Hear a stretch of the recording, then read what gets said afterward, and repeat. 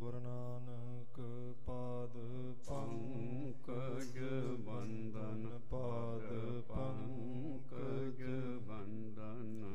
ਸਿਮਰਉ ਅੰਗਦ ਦੁਖ ਨਿਕੰਦਨ,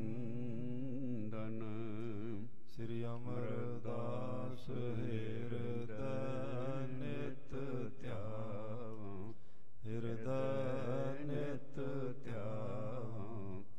ਸ੍ਰੀ ਗੁਰੂ ਰਾਮਦਾਸ ਗੁਣ ਗਾਵੋ, ਸ੍ਰੀ ਅਰਜਨ ਬਿਘਨਨ ਕੇ ਨਾਸ਼ਕ, ਬਿਘਨਨ ਕੇ ਨਾਸ਼ਕ। ਸ੍ਰੀ ਹਰਿ ਗੋਬਿੰਦ ਸੁਭ ਸੁਮਤ ਪ੍ਰਕਾਸ਼ਕ, ਸ੍ਰੀ ਹਰਿ ਰਾਏ ਨਮੋ ਕਰ ਜੋਰੀ, ਨਮੋ ਕਰ ਜੋਰੀ। ਸ੍ਰੀ ਹਰਿ ਕ੍ਰਿਸ਼ਨ ਮਨਾਏ ਬਹੋਰੀ, ਗੁਰੂ ਤੇਗ ਬਹਾਦਰ ਪਰਮ ਕਿਰਪਾਲਾ, ਪਰਮ ਕਿਰਪਾਲਾ। ਸ੍ਰੀ ਗੁਰੂ ਗੋਬਿੰਦ ਸਿੰਘ ਵਿਸਾਲਾ, ਜਿਸ ਮਹਿ ਅੰਮ੍ਰਿਤ ਗਿਆਨ ਹੈ, ਮਾਣਕ ਭਗਤ ਬੈਰਾਗ। ਸ੍ਰੀ ਗੁਰੂ ਗ੍ਰੰਥ ਸਾਹਿਬ ਉਦਦ, ਬੰਦੋਂ ਕਰ ਅਨਰਾਗ। ਸ੍ਰੀ ਗੁਰ ਸ਼ਬਦ ਕਮਾਏ ਜਿਨ, ਜੀਤੇ ਪੰਚ ਵਿਕਾਰ। ਤਿਨ ਸੰਤਨ ਕਉ ਬੰਦਨਾ, ਸਿਰ ਚਰਨਨ ਪਰ ਧਾਰ। ਏਕ ਓੰਕਾਰਾ ਸਤਿਗੁਰੂ, ਤਿਹ ਪ੍ਰਸਾਦ ਸਚ ਹੋਏ। ਵਾਹਿਗੁਰੂ ਜੀ ਕੀ ਫਤਿਹ, ਬਿਘਨ ਬਿਨਾਸਨ ਸੋਏ। ਵਾਹਿਗੁਰੂ ਜੀ ਕੀ ਫਤਿਹ, ਬਿਘਨ ਬਿਨਾਸਨ ਸੋਏ। ਸਤਿਨਾਮ ਸ੍ਰੀ ਵਾਹਿਗੁਰੂ ਸਾਹਿਬ ਜੀ। ਨਾਮ ਲੀਨ ਤੀਨੋਂ ਗੁਰ ਕੇਰਾ, ਕਰ ਅਰਦਾਸ ਖਰੇ ਤਿਸ ਬੇਰਾ। ਟਕ ਲਾਇਓ ਸਿਰਜਣ ਕਹੋ ਤਾਲ, ਚਿਤ ਵਿਓ ਔਰ ਉਪਕਾਰ ਵਿਸਾਲ। ਨਾਮ ਲੀਨ ਤੀਨੋਂ ਗੁਰ ਕੇਰਾ। ਵਾਹਿਗੁਰੂ ਜੀ ਕਾ ਖਾਲਸਾ, ਵਾਹਿਗੁਰੂ ਜੀ ਕੀ ਫਤਿਹ। ਸਤਿਗੁਰੂ ਜੀ ਦੀ ਸਾਜੀ ਨਵਾਜੀ, ਪਰਮ ਸਨਮਾਨਯੋਗ ਗੁਰੂ ਖਾਲਸਾ ਸਾਧ ਸੰਗਤ ਜੀ। ਦੀਨ ਦੁਨੀਆ ਦੇ ਵਾਲੀ, ਚਵਰ ਛਤਰ ਤਖਤ ਦੇ ਮਾਲਕ, ਮਿਹਰਾਂ ਦੇ ਸਾਈਂ, ਕਰੁਣਾ ਨਿਧਾਨ ਹਜੂਰ ਮਹਾਰਾਜ। ਧੰਨ ਧੰਨ ਧੰਨ ਧੰਨ ਸਤਿਗੁਰੂ ਸ੍ਰੀ ਗੁਰੂ ਗ੍ਰੰਥ ਸਾਹਿਬ ਮਹਾਰਾਜ ਸੱਚੇ ਪਾਤਸ਼ਾਹ ਜੀ ਦੀ ਅਪਾਰ ਕਿਰਪਾਲਤਾ ਹੋਈ ਜੀ। ਗੁਰੂ ਸਾਹਿਬ ਜੀ ਦੇ ਪਾਵਨ ਪਿੱਤਰ ਦਰਬਾਰ ਦੀ ਆਪ ਵਡਭਾਗੀ ਜਨਾਂ ਨੇ ਹਾਜ਼ਰੀ ਭਰੀ। ਗੁਰੂ ਕੀ ਬਾਣੀ ਦੇ ਕੀਰਤਨ ਸਰਵਣ ਕੀਤੇ, ਸਵਾਸ ਸਫਲੇ ਕੀਤੇ ਹਨ। ਲੜੀਵਾਰ ਗੁਰ ਇਤਿਹਾਸ ਦੀ ਕਥਾ ਵਿੱਚੋਂ ਸੱਚਖੰਡ ਸ੍ਰੀ ਹਰਿਮੰਦਰ ਸਾਹਿਬ ਜੀ ਦਾ ਪਾਵਨ ਪਿੱਤਰ ਇਤਿਹਾਸ, ਕਿਵੇਂ ਮਹਾਰਾਜ ਗੁਰੂ ਅਮਰਦਾਸ ਸੱਚੇ ਪਾਤਸ਼ਾਹ ਜੀ ਨੇ ਬਚਨ ਕੀਤਾ, ਕਿਵੇਂ ਧੰਨ ਗੁਰੂ ਰਾਮਦਾਸ ਮਹਾਰਾਜ ਸੱਚੇ ਪਾਤਸ਼ਾਹ ਜੀ ਬਾਬਾ ਬੁੱਢਾ ਜੀ ਨੂੰ ਨਾਲ ਲੈ ਕੇ ਗਏ। ਉਸ ਪਵਿੱਤਰ ਸਥਾਨ ਦੀ ਰਚਨਾ ਕਿਵੇਂ ਹੋਈ, ਇਹ ਪਾਵਨ ਪਿੱਤਰ ਇਤਿਹਾਸ ਆਪਾਂ ਰੋਜ਼ ਸਰਵਣ ਕਰਦੇ ਪਏ ਹਾਂ। ਜੋ ਪ੍ਰਸੰਗ ਆਪਾਂ ਕੱਲ੍ਹ ਵਿਚਾਰਿਆ ਸੀ, ਤੇ ਇਸ ਵਿੱਚ ਗੁਰੂ ਸਾਹਿਬ ਜੀ ਦਾ ਬਚਨ ਮੰਨ ਕੇ ਬਾਬਾ ਬੁੱਢਾ ਜੀ ਨੂੰ ਨਾਲ ਲੈ ਕੇ ਸਤਿਗੁਰੂ ਸ੍ਰੀ ਗੁਰੂ ਰਾਮਦਾਸ ਮਹਾਰਾਜ ਸੱਚੇ ਪਾਤਸ਼ਾਹ ਜੀ ਗਏ। ਇੱਕ ਟਾਹਲੀ ਵਾਲੇ ਸਥਾਨ ਦੇ ਥੱਲੇ ਬੈਠੇ ਹਨ। ਫਿਰ ਇੱਕ ਦਿਨ ਪਹਿਲਾਂ ਕੁਝ ਨਿਸ਼ਾਨੀਆਂ ਲਗਾਈਆਂ, ਚਾਰਾਂ ਕੋਨਿਆਂ ਦੀ ਮਿਣਤੀ ਕੀਤੀ, ਮੋੜੀ ਗੱਡ ਕੇ ਆ ਗਏ ਨੇ। ਅਗਲੇ ਦਿਨ ਸੰਗਤਾਂ ਨੂੰ ਨਾਲ ਲੈ ਕੇ ਕੁਝ ਮਿੱਠਾ ਮੰਗਾਇਆ, ਮਿੱਠੇ ਪਦਾਰਥ ਲਿਆ ਕੇ ਸਤਿਗੁਰੂ ਜੀ ਦੇ ਚਰਨਾਂ 'ਚ ਅਰਦਾਸ ਬੇਨਤੀ ਕੀਤੀ ਗਈ। ਧੰਨ ਗੁਰੂ ਨਾਨਕ ਦੇਵ ਮਹਾਰਾਜ ਜੀ ਦਾ ਨਾਮ ਲੈ ਕੇ ਗੁਰੂ ਅੰਗਦ ਦੇਵ ਸੱਚੇ ਪਾਤਸ਼ਾਹ ਜੀ ਨੂੰ ਯਾਦ ਕੀਤਾ ਗਿਆ। ਸਤਿਗੁਰੂ ਸ੍ਰੀ ਗੁਰੂ ਅਮਰਦਾਸ ਸਾਹਿਬ ਜੀ ਦੇ ਚਰਨਾਂ 'ਚ ਅਰਦਾਸ ਬੇਨਤੀ ਕਰਕੇ ਤੇ ਇਹ ਜਿਹੜੀ ਸਰੋਵਰ ਦੀ ਸੇਵਾ ਸੀ, ਗੁਰੂ ਰਾਮਦਾਸ ਮਹਾਰਾਜ ਸੱਚੇ ਪਾਤਸ਼ਾਹ ਜੀ ਨੇ ਪ੍ਰਾਰੰਭ ਕਰਵਾਈ। ਇਥੋਂ ਤੱਕ ਸਾਧ ਸੰਗਤ ਜੀ ਆਪਾਂ ਕੱਲ ਸਰਵਣ ਕਰ ਲਿਆ ਸੀ। ਆਓ ਅੱਗੇ ਜਿਵੇਂ ਹਜੂਰ ਸੱਚੇ ਪਾਤਸ਼ਾਹ ਜੀ ਕਿਰਪਾ ਕਰਦੇ ਹਨ, ਮਹਾਰਾਜ ਸੱਚੇ ਪਾਤਸ਼ਾਹ ਜੀ ਦਾ ਪਾਵਨ ਪਵਿੱਤਰ ਜੀਵਨ, ਉਹਨਾਂ ਦੇ ਜੀਵਨ ਦੇ ਪਵਿੱਤਰ ਕੌਤਕ ਸਰਵਣ ਕਰੀਏ, ਲਾਹਾ ਪ੍ਰਾਪਤ ਕਰੀਏ ਜੀ। ਸਤਨਾਮ ਸ੍ਰੀ ਵਾਹਿਗੁਰੂ ਸਾਹਿਬ ਜੀ। ਨਾਮ ਲੀਨ ਤੀਨੋਂ ਗੁਰ ਕੇਰਾ।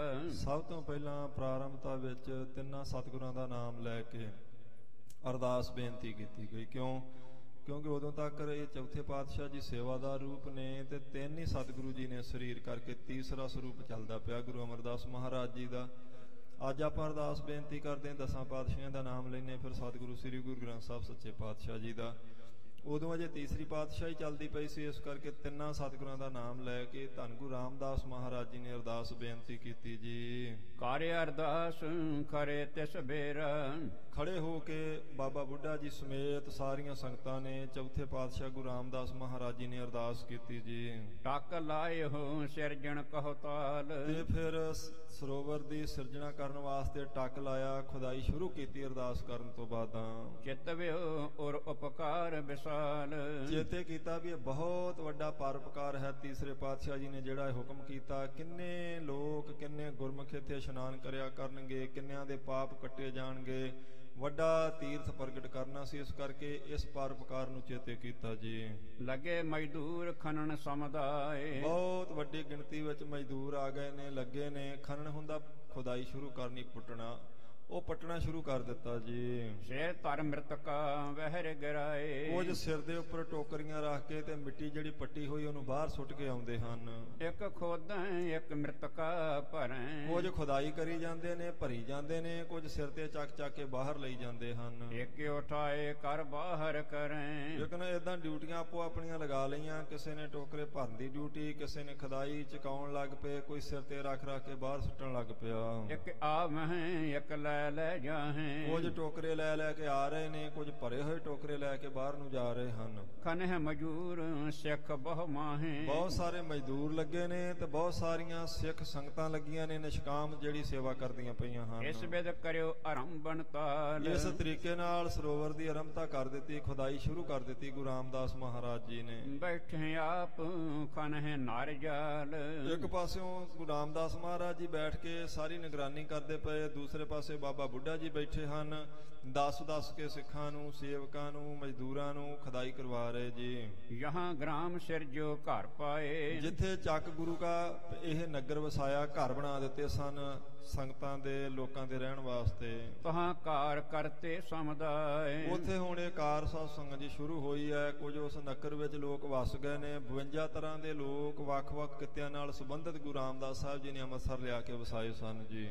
ਨਿਤ ਪ੍ਰਤ ਸਗਲ ਲੋਕ ਤਿਸ ਥਾਨ। ਕਹਿੰਦੇ ਨੇ ਰੋਜ਼ ਉਸ ਥਾਂ ਤੇ ਲੋਕ ਆਉਂਦੇ ਨੇ, ਸੰਗਤਾਂ ਆਉਂਦੀਆਂ ਹਨ। ਕਾਰ ਸੁਧਾਰਤ ਸਹੁਲ ਸੁਜਾਨ। ਆਪਣਾ ਜਨਮ ਸਫਲਾ ਹੋਇਆ ਜਾਣ ਕੇ ਇਹ ਗੁਰੂ ਘਰ ਦੀ ਕਾਰ ਸੇਵਾ ਕਰਨ ਵਾਸਤੇ ਦੂਰੋਂ ਚੱਲ ਕੇ ਸੰਗਤਾਂ ਆਉਣ ਲੱਗ ਪਈਆਂ ਜੀ। ਕੇਤਕ ਦਿਵਸ ਮਹਿ ਕੇਤਕ ਕਰਿਓ। ਕਹਿੰਦੇ ਕੁਝ ਕੁ ਦਿਨਾਂ ਤੱਕ ਖੁਦਾਈ ਚੱਲਦੀ ਰਹੀ ਤੇ ਥੋੜਾ ਉਹ ਟੋਆ ਪੱਟਿਆ ਗਿਆ ਜੀ। ਦਰਸ਼ਨ ਕੋ ਪੁਨ ਮਨ ਹਿਤ ਧਰਿਓ। ਕੁਝ ਦਿਨ ਸੇਵਾ ਇਉਂ ਚੱਲੀ ਤੇ ਫਿਰ ਚੌਥੇ ਪਾਤਸ਼ਾਹ ਜੀ ਦਾ ਦਰਸ਼ਨਾਂ ਵਾਸਤੇ ਮਨ ਕੀਤਾ ਵੀ ਗੋਇੰਦਵਾਲ ਸਾਹਿਬ ਜਾ ਕੇ ਤੀਸਰੇ ਪਾਤਸ਼ਾਹ ਜੀ ਦੇ ਦਰਸ਼ਨ ਕਰੀਏ। ਗੋਇੰਦਵਾਲ ਕੀਨ ਪ੍ਰਸਥਾਨ। ਮਹਾਰਾਜ ਗੁਰੂ ਰਾਮਦਾਸ ਸੱਚੇ ਪਾਤਸ਼ਾਹ ਜੀ ਗੋਇੰਦਵਾਲ ਸਾਹਿਬ ਨੂੰ ਆ ਗਏ ਹਨ ਤੀਸਰੇ ਪਾਤਸ਼ਾਹ ਜੀ ਦੇ ਦਰਸ਼ਨ ਕਰਨ ਵਾਸਤੇ। ਯਹ ਸ਼੍ਰੀ ਅਮਰਦਾਸ ਸਥਿਤ ਥਾਨ। ਜਿੱਥੇ ਸਤਿਗੁਰੂ ਸ੍ਰੀ ਗੁਰੂ ਅਮਰਦਾਸ ਮਹਾਰਾਜ ਸੱਚੇ ਪਾਤਸ਼ਾਹ ਜੀ ਸਥਿਤ ਹਨ, ਭਲਾ ਕਰਦੇ ਪਏ ਨੇ ਸ੍ਰਿਸ਼ਟੀ ਦੇ ਜੀਵਾਂ ਦਾ, ਉੱਥੇ ਮਹਾਰਾਜ ਦੇ ਦਰਸ਼ਨ ਕਰਨ ਪਹੁੰਚੇ ਚੌਥੇ ਪਾਤਸ਼ਾਹ ਜੀ। ਕੇਤਕ ਲੋਕ ਬਸਾਏ ਗ੍ਰਾਮ। ਬਹੁਤ ਸਾਰੇ ਲੋਕਾਂ ਨੂੰ ਚੱਕ ਗੁਰੂ ਕੇ, ਜਿਹਨੂੰ ਅੱਜ ਕੱਲ ਆਪਾਂ ਅੰਮ੍ਰਿਤਸਰ ਕਹਿੰਦੇ ਹਾਂ, ਉੱਥੇ ਲਿਆ ਕੇ ਵਸਾ ਦਿੱਤਾ ਚੌਥੇ ਪਾਤਸ਼ਾਹ ਜੀ ਨੇ ਤੇ ਖੁਦਾਈ ਵੀ ਸ਼ੁਰੂ ਕਰਵਾ ਦਿੱਤੀ। ਫਿਰ ਦਰਸ਼ਨ ਕਰਨ ਵਾਸਤੇ ਆਏ ਜੀ। ਬਸਣ ਲਗੇ ਰਚ ਆਪਣੇ ਧਾਮ। ਸਾਰਿਆਂ ਨੂੰ ਘਰ ਦੇ ਦਿੱਤੇ ਨੇ, ਲੋਕ ਆਣ ਕੇ ਆਪਣੇ ਘਰਾਂ ਵਿੱਚ ਵਸਣ ਲੱਗ ਪਏ ਹਨ।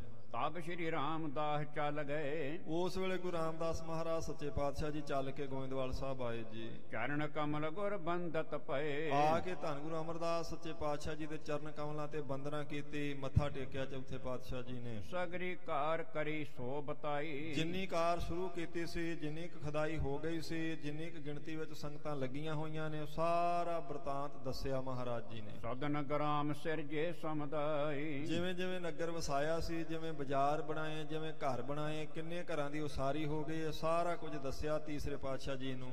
ਤਾਲ ਕੁਸ਼ਕ ਖਨਵਾ ਮਨ ਕੀਨਾ, ਇਹ ਵੀ ਦੱਸ ਦਿੱਤਾ ਕਿ ਕੁਝ ਕੁ ਖੁਦਾਈ ਹੋ ਗਈ ਹੈ ਜੀ ਤਾਲ ਦੀ। ਜਥਾ ਹੁਕਮ ਰਾਬਰ ਨੇ ਦੀਨਾ, ਜਿਵੇਂ ਮਹਾਰਾਜ ਸੱਚੇ ਪਾਤਸ਼ਾਹ ਆਪ ਜੀ ਨੇ ਹੁਕਮ ਕੀਤਾ ਸੀ, ਉਸੇ ਤਰ੍ਹਾਂ ਉਸ ਜਗ੍ਹਾ ਤੇ ਸਰੋਵਰ ਦੀ ਖੁਦਾਈ ਸ਼ੁਰੂ ਕਰਾ ਦਿੱਤੀ ਹੈ। ਸੁਨ ਸ਼੍ਰੀ ਅਮਰਦਾਸ ਧਰ ਧਿਆਨ, ਚੌਥੇ ਪਾਤਸ਼ਾਹ ਜੀ ਤੋਂ ਸੁਣ ਕੇ ਤੀਸਰੇ ਪਾਤਸ਼ਾਹ ਜੀ ਨੇ ਬੜੇ ਪ੍ਰੇਮ ਨਾਲ ਸਾਰੀ ਗੱਲ ਸੁਣੀ ਤੇ ਫਿਰ ਧਿਆਨ ਦੇ ਨਾਲ ਦੇਖਿਆ।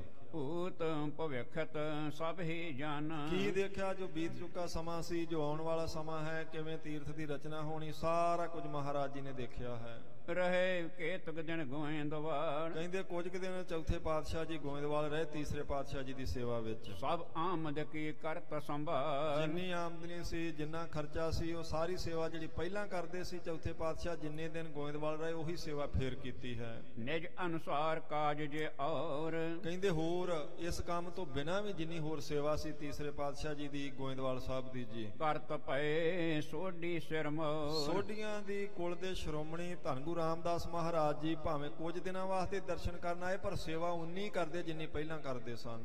ਜਥਾ ਹੁਕਮ ਸਤਿਗੁਰ ਜਬ ਕਰੈ, ਜਿਵੇਂ ਜਿਵੇਂ ਤੀਸਰੇ ਪਾਤਸ਼ਾਹ ਜੀ ਹੁਕਮ ਚੌਥੇ ਪਾਤਸ਼ਾਹ ਜੀ ਨੂੰ ਕਰਦੇ ਹਨ, ਤਥਾ ਸ਼ੀਘਰ ਹੀ ਬਚਨ ਅਨੁਸਰੈ, ਉਸੇ ਵੇਲੇ ਬਚਨ ਦੇ ਅਨੁਸਾਰ ਉਹ ਕਾਰਜ ਉਸੇ ਵੇਲੇ ਕਰ ਦਿੰਦੇ ਜਿਵੇਂ ਤੀਸਰੇ ਪਾਤਸ਼ਾਹ ਜੀ ਹੁਕਮ ਕਰਦੇ ਹਨ। ਇੱਕ ਪਲ ਦੀ ਵੀ ਦੇਰੀ ਨਹੀਂ ਕਰਦੇ ਜੀ। ਨਿਸ ਦਿਨ ਇੱਕ ਸੇਵਾ ਕੇ ਤਤਪਰ, ਬਸ ਦਿਨੇ ਰਾਤ ਇੱਕ ਸੇਵਾ ਲਈ ਆਪਣੇ ਸਰੀਰ ਨੂੰ ਸਾਵਧਾਨ ਕੀਤਾ ਹੋਇਆ ਹੈ। ਅਪਰ ਨਹੀਂ ਕਿ ਬਾਸ਼ਾ ਔਰ ਧਾਰ, ਹੋਰ ਕੋਈ ਇੱਛਾ ਹੀ ਨਹੀਂ ਹੈ ਮਹਾਰਾਜ ਜੀ ਦੇ ਮਨ 'ਚ।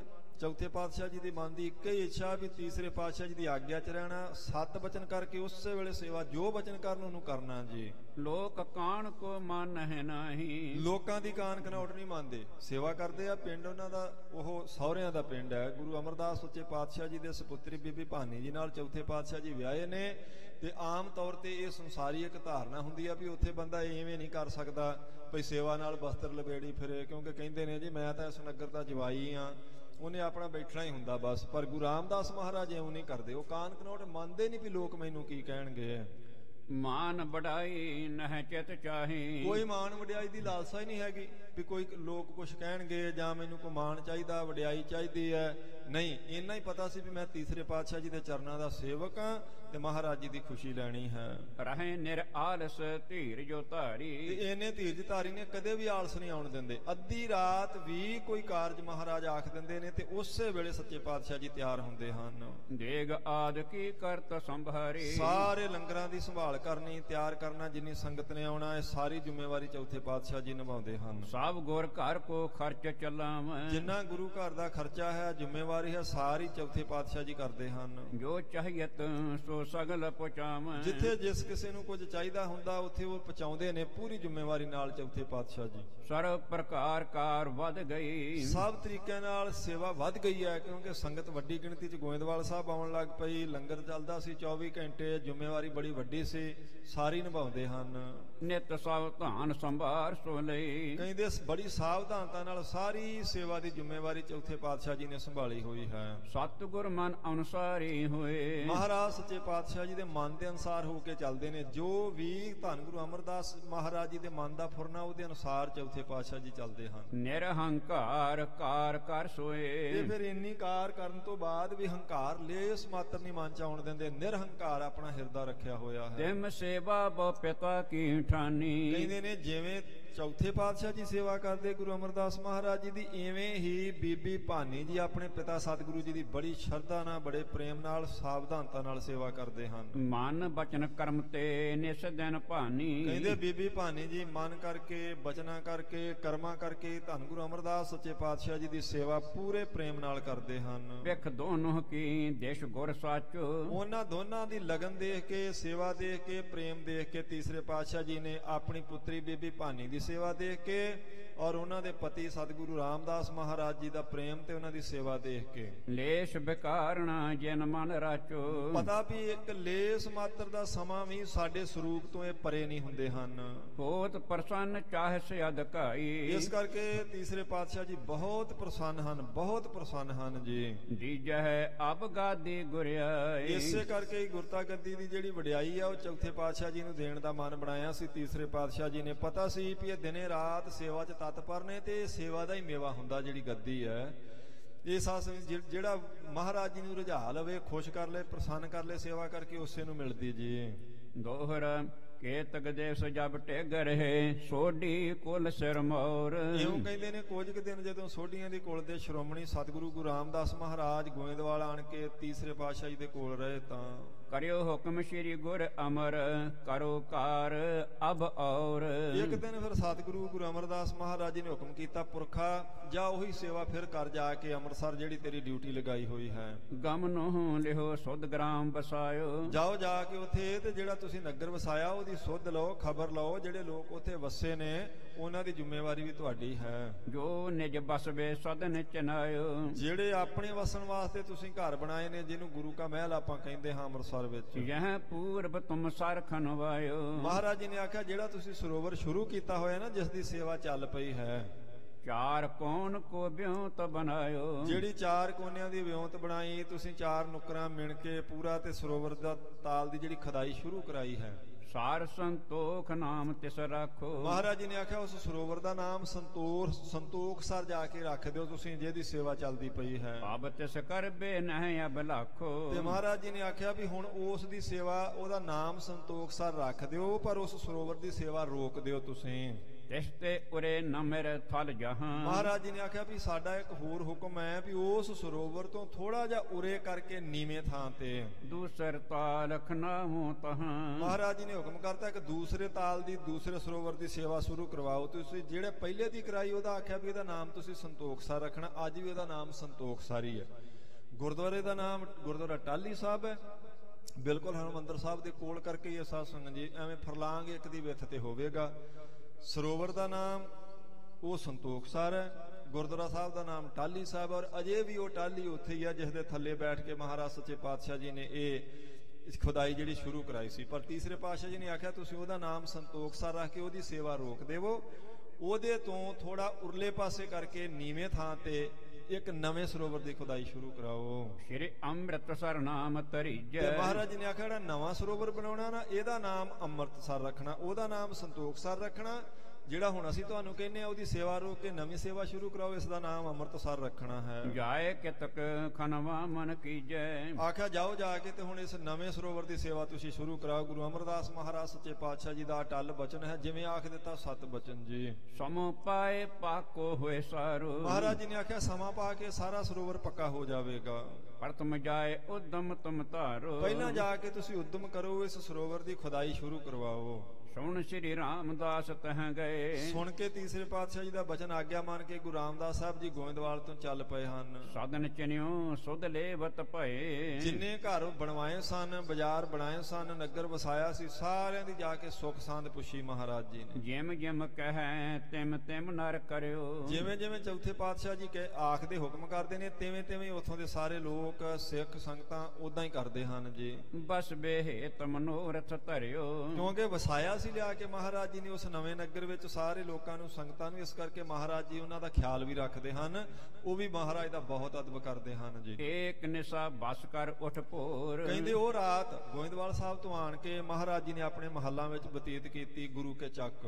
ਘਰ ਇਸ਼ਨਾਨ ਗਏ ਪੂਰਬ ਔਰ। ਤੇ ਫਿਰ ਅੰਮ੍ਰਿਤ ਵੇਲੇ ਉੱਠ ਕੇ ਇਸ਼ਨਾਨ ਕੀਤਾ ਬਾਬਾ ਬੁੱਢਾ ਜੀ ਨੂੰ ਨਾਲ ਲੈ ਕੇ, ਤੇ ਗੁਰੂ ਕੇ ਮਹੱਲਾਂ ਤੋਂ, ਵਸਾਏ ਹੋਏ ਨਗਰ ਤੋਂ ਪੂਰਬ ਵਾਲੇ ਪਾਸੇ ਜਿਵੇਂ ਤੀਸਰੇ ਪਾਤਸ਼ਾਹ ਜੀ ਨੇ ਆਖਿਆ ਸੀ ਗਏ ਜੀ। ਬਿਰਧ ਕੋ ਸੰਗ ਲਏ ਚੱਲ ਆਏ। ਨਾਲ ਬਾਬਾ ਬੁੱਢਾ ਜੀ ਨੂੰ ਲੈ ਕੇ ਤੁਰੇ ਹਨ ਮਹਾਰਾਜ ਅੰਮ੍ਰਿਤ ਵੇਲੇ। ਸਤਿਗੁਰ ਜਿਸ ਦਿਸ਼ ਪਤੇ ਬਤਾਏ। ਜਿਸ ਪਾਸੇ ਮਹਾਰਾਜ ਜੀ ਨੇ ਇਸ਼ਾਰਾ ਕੀਤਾ ਸੀ, ਪਤਾ ਦੱਸਿਆ ਸੀ ਨਵੇਂ ਸਰੋਵਰ ਦੀ ਖੁਦਾਈ ਦਾ, ਉਸ ਪਾਸੇ ਆ ਗਏ ਹਨ। ਬਹੁ ਬਦਰੀ ਫਲ ਵਿਆਪਤ ਹੀਰ। ਕਹਿੰਦੇ ਬਹੁਤ ਸਾਰੀਆਂ ਬਦਰੀ, ਬੇਰੀ ਨੂੰ ਕਹਿੰਦੇ ਬਹੁਤ ਸਾਰਾ ਬੇਰੀਆਂ ਦਾ ਇੱਕ ਝੁੰਡ ਸੀ ਇੱਕ ਥਾਂ ਤੇ, ਬੇਰੀਆਂ ਦੇ ਦਰਖਤ ਸਨ। ਆਹੇ ਨਿਮਰ ਜਲ ਫਿਰੇ ਕਨੇਰ। ਤੇ ਉਹ ਨੀਵੀਂ ਜਗ੍ਹਾ ਸੀ, ਉੱਥੇ ਕੁਝ ਪਾਣੀ ਇਕੱਠਾ ਹੋਇਆ ਸੀ, ਜਲ ਉੱਥੇ ਇਕੱਠਾ ਹੋਇਆ ਸੀ ਨੀਵੇਂ ਥਾਂ ਤੇ। ਇਤ ਉਤ ਫਿਰ ਕਰ ਨਿਹਚੈ ਕੀਨਾ। ਕਹਿੰਦੇ ਇੱਧਰ ਉੱਧਰ ਫਿਰ ਕੇ ਬਾਬਾ ਬੁੱਢਾ ਜੀ ਨੂੰ ਨਾਲ ਲੈ ਕੇ ਤੇ ਚੰਗੀ ਤਰ੍ਹਾਂ ਨਿਸ਼ਚਾ ਕੀਤਾ, ਨਿਰਣਾ ਕੀਤਾ, ਜਿਹੜੀ ਨਿਸ਼ਾਨੀ ਤੀਸਰੇ ਪਾਤਸ਼ਾਹ ਜੀ ਨੇ ਦੱਸੀ ਸੀ। ਪਤਾ ਦੀਨ ਸੋਨੀ ਕੇ ਚੀਨਾ। ਜੋ ਪਤਾ ਦਿੱਤਾ ਸੀ ਤੀਸਰੇ ਪਾਤਸ਼ਾਹ ਜੀ ਨੇ ਨਵੇਂ ਸਰੋਵਰ ਦਾ, ਉਹ ਚੰਗੀ ਤਰ੍ਹਾਂ ਇੱਕ ਵਾਰ ਬਾਬਾ ਬੁੱਢਾ ਜੀ ਨੂੰ ਨਾਲ ਲੈ ਕੇ ਉਹ ਬੇਰੀਆਂ ਵਾਲੀ ਜਗ੍ਹਾ ਦੇਖੀ, ਨੀਵੇਂ ਥਾਂ ਤੇ ਖੜਾ ਪਾਣੀ ਦੇਖਿਆ, ਚਾਰ ਚਫੇਰੇ ਫਿਰ ਕੇ ਦੇਖਿਆ ਜੀ। ਬਿਰਧ ਕੇ ਸੰਮਤ ਹੋਏ ਸੋ ਟੋਰ ਕਹਿੰਦੇ ਬਾਬਾ ਜੀ ਦੀ ਸਲਾਹ ਨਾਲ ਉਹ ਸਾਰੀ ਜਗ੍ਹਾ ਟੋਲੀ ਹੈ। ਸੋ ਤਲ ਪਿਖਤ ਫਿਰੇ ਚਾਹੋਂ ਔਰ ਚਾਰਜ ਫੇਰੇ ਫਿਰ ਕੇ ਉਹ ਬੇਰੀਆਂ ਵਾਲੀ ਥਾਂ ਦੇਖੀ, ਜਿਹੜੀ ਬਾਕੀ ਆਲੇ ਦੁਆਲੇ ਖਾਲੀ ਜਗ੍ਹਾ ਸੀ ਸਾਰੀ ਫਿਰ ਤੁਰ ਕੇ ਦੇਖੀ ਜੀ। ਬਾਰ ਬਾਰ ਨਿਹਚੇ ਕਰ ਆਛੇ ਵਾਰ-ਵਾਰ ਚੰਗੀ ਤਰ੍ਹਾਂ ਨਿਰਣਾ ਕੀਤਾ ਵੀ ਇਸੇ ਜਗ੍ਹਾ ਦਾ ਇਸ਼ਾਰਾ ਤੀਸਰੇ ਪਾਤਸ਼ਾਹ ਜੀ ਨੇ ਕੀਤਾ ਹੈ। ਗੁਰ ਬਚਨ ਤੇ ਸਿਰਜਣ ਸਰ ਬਾਂਛੇ ਗੁਰੂ ਸਾਹਿਬ ਜੀ ਦੇ ਬਚਨ ਕਰਕੇ ਉਸੇ ਜਗ੍ਹਾ ਤੇ ਸਿਰਜਣਾ ਕਰਨੀ ਚਾਹੁੰਦੇ ਹਨ ਜਿੱਥੇ ਤੀਸਰੇ ਪਾਤਸ਼ਾਹ ਜੀ ਨੇ ਆਖਿਆ ਹੈ। ਕਰੇ ਠੀਕ ਤਿਸ ਦਿਨ ਫਿਰ ਸਾਰੇ ਕਹਿੰਦੇ ਚੰਗੀ ਤਰ੍ਹਾਂ ਉਹ ਦੇਖ ਕੇ ਸਾਰੀ ਜਗ੍ਹਾ ਦਾ ਨਿਰਣਾ ਕਰਕੇ ਚੌਥੇ ਪਾਤਸ਼ਾਹ ਜੀ ਨੇ, ਬਾਬਾ ਬੁੱਢਾ ਜੀ ਨੇ ਧਾਰੇ ਚਿਹਨ ਕਸ਼ ਗ੍ਰਾਮ ਪਧਾਰੇ ਕਹਿੰਦੇ ਕੁਝ ਨਿਸ਼ਾਨੀਆਂ ਰੱਖ ਕੇ ਉਸ ਥਾਂ ਤੇ ਨਿਸ਼ਾਨੀਆਂ ਲਗਾ ਕੇ ਰਾਤ ਨੂੰ ਮਹਾਰਾਜ ਬਾਬਾ ਬੁੱਢਾ ਜੀ ਨੂੰ ਲੈ ਕੇ ਤੇ ਫਿਰ ਨਗਰ ਵਿੱਚ ਆ ਗਏ ਹਨ। ਪਠੇ ਸਿੱਖ ਲੈ ਬੇਮਿਸ਼ਟਾਨ ਕਹਿੰਦੇ ਫਿਰ ਕੁਝ ਸਿੱਖ ਭੇਜ ਦਿੱਤੇ ਨੇ ਮਿੱਠਾ ਲੈਣ ਵਾਸਤੇ, ਪ੍ਰਸ਼ਾਦ ਲਿਆਉਣ ਵਾਸਤੇ। ਹਰ ਮਜੂਰ ਗਣ ਲੈ ਨਮਹਾਂ ਫਿਰ ਮਹਾਰਾਜ ਜੀ ਨੇ ਸਿੱਖਾਂ ਨੂੰ ਆਖਿਆ ਵੀ ਨੇੜਲੇ ਪਿੰਡਾਂ ਵਿੱਚੋਂ ਬਹੁਤੇ ਮਜ਼ਦੂਰ ਇਕੱਠੇ ਕਰੋ ਤੁਸੀਂ। ਭਈ ਪ੍ਰਭਾਤ ਕਿਰਿਆ ਕਰ ਭਲੇ ਅਗਲੇ ਦਿਨ ਦਾ ਜਦੋਂ ਪ੍ਰਭਾਤ ਵੇਲਾ ਹੋਇਆ ਤਾਂ ਇਸ਼ਨਾਨ ਆਦਿਕ ਕਰਕੇ ਲੈ ਨਰ ਟੋਲ ਤਿਸੀ ਦਿਸ਼ ਚਲੇ ਕਹਿੰਦੇ ਨੇ ਲੈ ਕੇ ਬਹੁਤ ਸਾਰੇ ਮਨੁੱਖਾਂ ਨੂੰ ਚੌਥੇ ਪਾਤਸ਼ਾਹ ਜੀ ਨਾਲ ਬਾਬਾ ਬੁੱਢਾ ਜੀ ਨੂੰ ਲੈ ਕੇ ਉਸ ਪਾਸੇ ਚਲੇ ਗਏ ਜਿੱਥੇ ਰਾਤ ਨਿਸ਼ਾਨੀਆਂ ਲਗਾਈਆਂ ਸਨ। ਸ਼੍ਰੀ ਨਾਨਕ ਆਦਿਕ ਲੈ ਨਾਏ ਧੰਨ ਗੁਰੂ ਨਾਨਕ ਦੇਵ ਸੱਚੇ ਪਾਤਸ਼ਾਹ ਜੀ ਦਾ ਨਾਮ ਲੈ ਕੇ ਕਰ ਅਰਦਾਸ ਸੀਸ ਨਿਹਰਾਏ ਮਹਾਰਾਜ ਜੀ ਦੇ ਅੱਗੇ ਅਰਦਾਸ ਕਰਕੇ ਸੀਸ ਨਵਾਇਆ ਜੀ। ਬਿਰਧ ਬਚਨ ਤੇ ਲੇਖਨ ਹਾਥ ਕਹਿੰਦੇ ਬਾਬਾ ਬੁੱਢਾ ਜੀ ਦੇ ਬਚਨ ਨਾਲ ਆਪਣੇ ਹੱਥ ਵਿੱਚ ਕਹੀ ਲੈ ਕੇ ਖੰਨਣੀ ਕਹੀ ਨੂੰ ਕਹਿੰਦੇ ਹਨ ਜੀ। ਟਕ ਲਾਇ ਸਚਿਤਵਤ ਗੁਰਨਾਥ ਗੁਰੂ ਅਮਰਦਾਸ ਮਹਾਰਾਜ ਜੀ ਨੂੰ ਚੇਤੇ ਕਰਕੇ ਤੇ ਚੌਥੇ ਪਾਤਸ਼ਾਹ ਜੀ ਨੇ ਟੱਕ ਲਾ ਦਿੱਤਾ ਨਵੇਂ ਸਰੋਵਰ ਦਾ, ਜਿਸ ਦਾ ਨਾਮ ਅੰਮ੍ਰਿਤਸਰ ਰੱਖਣ ਲਈ ਮਹਾਰਾਜ ਜੀ ਨੇ ਹੁਕਮ ਕੀਤਾ ਸੀ। ਸਭ ਮੈਂ ਬਾਂਟ ਦਿਓ ਮਛਟਾਂ ਉਹ ਜਿਹੜੀ ਮਠਿਆਈ ਮੰਗਾਈ ਸੀ, ਮਿੱਠੇ ਪਦਾਰਥ, ਉਹ ਪ੍ਰਸ਼ਾਦ ਸਾਰੇ ਸਿੱਖਾਂ ਸੰਗਤਾਂ ਵਿੱਚ ਵੰਡ ਦਿੱਤਾ ਜੀ। ਲਾਗੇ ਖਨਣ ਸਗਰੇ ਤਿਸ ਥਾਂ ਕਹਿੰਦੇ ਫਿਰ ਮਹਾਰਾਜ ਜੀ ਨੇ ਹੁਕਮ ਕਰ ਦਿੱਤਾ ਜਿੱਥੇ ਆਪ ਟੱਕ ਲਗਾਇਆ ਸੀ ਉਥੋਂ ਖਦਾਈ ਸ਼ੁਰੂ ਕਰਾ ਦਿੱਤੀ, ਸਾਰਿਆਂ ਨੇ ਪਟਣਾ ਸ਼ੁਰੂ ਕਰ ਦਿੱਤਾ। ਕੇਤਕ ਸਿਰ ਤਰ ਬਹਿਰੇ ਗਿਰਾਮ ਉਸੇ ਤਰ੍ਹਾਂ ਹੀ ਕੁਝ ਟੋਕਰੇ ਭਰ ਭਰ ਕੇ ਮਿੱਟੀ ਦੇ ਸਿਰ ਤੇ ਰੱਖ ਕੇ ਬਾਹਰ ਲੈ ਕੇ ਜਾਂਦੇ ਹਨ। ਕੇਤਕ ਖਣ ਖਣ ਤਨਹੁ ਉਚਾਵੇਂ ਕੁਝ ਪਟ ਪਟ ਕੇ ਮਿੱਟੀ ਟੋਕਰਿਆਂ 'ਚ ਪਾ ਕੇ ਉਹਨਾਂ ਨੂੰ ਚਕਾਈ ਜਾਂਦੇ ਹਨ। ਸਿੱਖ ਅਨੇਕ ਮਿਹਨਤੀ ਕਣੇ ਬਹੁਤ ਸਿੱਖ ਸੰਗਤਾਂ ਨਿਸ਼ਕਾਮ ਸੇਵਾ 'ਚ ਲੱਗੇ ਨੇ। ਕੁਝ ਮਿਹਨਤੀ ਮਜ਼ਦੂਰ ਜਿਨ੍ਹਾਂ ਨੂੰ ਕਹਿੰਦੇ ਜਿਨ੍ਹਾਂ ਨੂੰ ਰਾਤ ਨੂੰ ਮਜ਼ਦੂਰੀ ਦੇਣੀ ਸੀ ਉਹ ਵੀ ਲੱਗੇ ਹੋਏ ਹਨ ਜੀ। ਕਰਤਕਾਰ ਗੁਰ ਸ਼ਰਦਾ ਸਨੇ ਬਹੁਤ ਸ਼ਰਧਾ ਨਾਲ ਸਾਰੇ ਗੁਰੂ ਘਰ ਦੀ ਕਾਰ ਕਰਦੇ ਪਏ ਹਨ। ਗਹਿ ਦੁਖ ਪੰਜਨ ਬਦਰੀ ਖਰੀ ਜਿੱਥੇ ਦੁੱਖ ਭੰਜਨੀ ਬੇਰੀ ਖੜੀ ਸੀ। ਆ ਹੁਣ ਸਾਧ ਸੰਗਤ ਜੀ ਦੁੱਖ ਭੰਜਨੀ ਬੇਰੀ ਦਾ ਨਾਮ ਇਹ ਆ ਗਿਆ ਗੁਰਪ੍ਰਤਾਪ ਸੂਰਜ ਗ੍ਰੰਥ ਵਿੱਚ, ਔਰ ਇਹ ਸਭ ਤੋਂ ਮੁੱਢਲਾ ਗ੍ਰੰਥ ਹੈ। ਇਸੇ ਵੱਲ ਵੇਖ ਕੇ ਸਾਰੀ ਗੁਰੂ ਸਾਹਿਬ ਜੀ ਦੀ ਤਵਾਰੀਖ ਬਾਕੀ ਵਿਦਵਾਨਾਂ ਨੇ ਲਿਖੀ ਹੈ।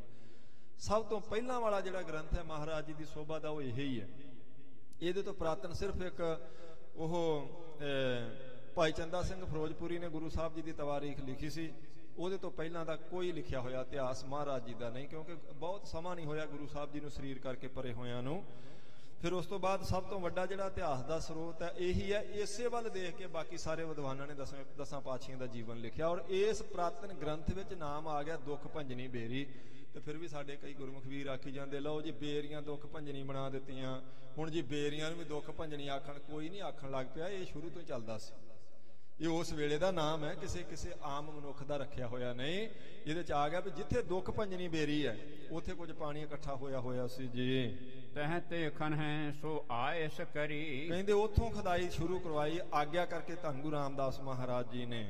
ਆਪ ਨਿਕਲ ਬੈਠੇ ਬਚਨ ਕਹੇ ਆਪ ਸੱਚੇ ਪਾਤਸ਼ਾਹ ਜੀ ਬਚਨ ਕਰਕੇ ਦੱਸ ਕੇ ਕਹਿ ਕੇ ਸੇਵਾ ਕਰਵਾਉਂਦੇ ਹਨ। ਮ੍ਰਿਤ ਕਾ ਵਹਿਰ ਗਿਰਾਵਤ ਲਹੇ ਮਿੱਟੀ ਪੁੱਟ ਕੇ ਬਾਹਰ ਸੁੱਟ ਕੇ ਆਉਂਦੀਆਂ ਹਨ ਸੰਗਤਾਂ। ਇਸੀ ਪ੍ਰਕਾਰ ਖਨਤ ਦਿਨ ਸਾਰੇ ਕਹਿੰਦੇ ਸਾਰਾ ਦਿਨ ਸਵੇਰ ਤੋਂ ਸ਼ਾਮ ਤੱਕ ਇਸੇ ਤਰ੍ਹਾਂ ਖੁਦਾਈ ਚੱਲਦੀ ਸਰੋਵਰ ਦੀ। ਭਾਈ ਸੰਧਿਆ ਦਿਸ਼ ਗ੍ਰਾਮ ਪਧਾਰੇ ਜਦੋਂ ਸ਼ਾਮਾਂ ਹੋ ਜਾਂਦੀਆਂ ਤੇ ਫਿਰ ਨਗਰ ਵਿੱਚ ਆ ਜਾਂਦੇ ਹਨ। ਹੋਤ ਪ੍ਰਾਤ ਸਭ ਕੋ ਸੰਗ ਲੈ ਕੇ ਫਿਰ ਪ੍ਰਾਤ ਅਗਲੇ ਦਿਨ ਦਾ ਅੰਮ੍ਰਿਤ ਵੇਲਾ ਹੁੰਦਾ, ਦਿਨ ਚੜ੍ਹਦਾ, ਪ੍ਰਭਾਤੀ ਹੁੰਦੀ ਤਾਂ ਸਾਰਿਆਂ ਨੂੰ ਨਾਲ ਲੈ ਕੇ ਮਹਾਰਾਜ ਚੱਲ ਪੈਂਦੇ ਹਨ। ਕਾਰ ਕਰਾਵਤ ਤਹਾਂ ਤੇ ਰਹਿ ਕੇ ਫਿਰ ਕੋਲ ਬੈਠ ਕੇ ਆਖ ਕੇ ਸਾਰਿਆਂ ਕੋਲੋਂ ਕਾਰ ਕਰਵਾਉਂਦੇ ਹਨ ਜੀ। ਕੇਤਕ ਮਾਸ ਇਮਕੀਨ ਖਨਾਮ ਕਹਿੰਦੇ ਕੁਝ ਮਹੀਨੇ ਇਹ ਸੇਵਾ ਚੱਲਦੀ ਰਹੀ, ਸਰੋਵਰ ਦੀ ਜਿਹੜੀ ਖੁਦਾਈ ਸੀ ਚੱਲਦੀ ਰਹੀ ਜੀ। ਮ੍ਰਿਤ ਕਾ ਅਦਕ ਕਰਹਿ ਨਿਕ ਸਾਵਨ ਬਹੁਤ ਸਾਰੀ ਮਿੱਟੀ ਪਟ ਕੇ ਸੰਗਤਾਂ ਬਾਹਰ ਸਿੱਟਦੀਆਂ ਹਨ।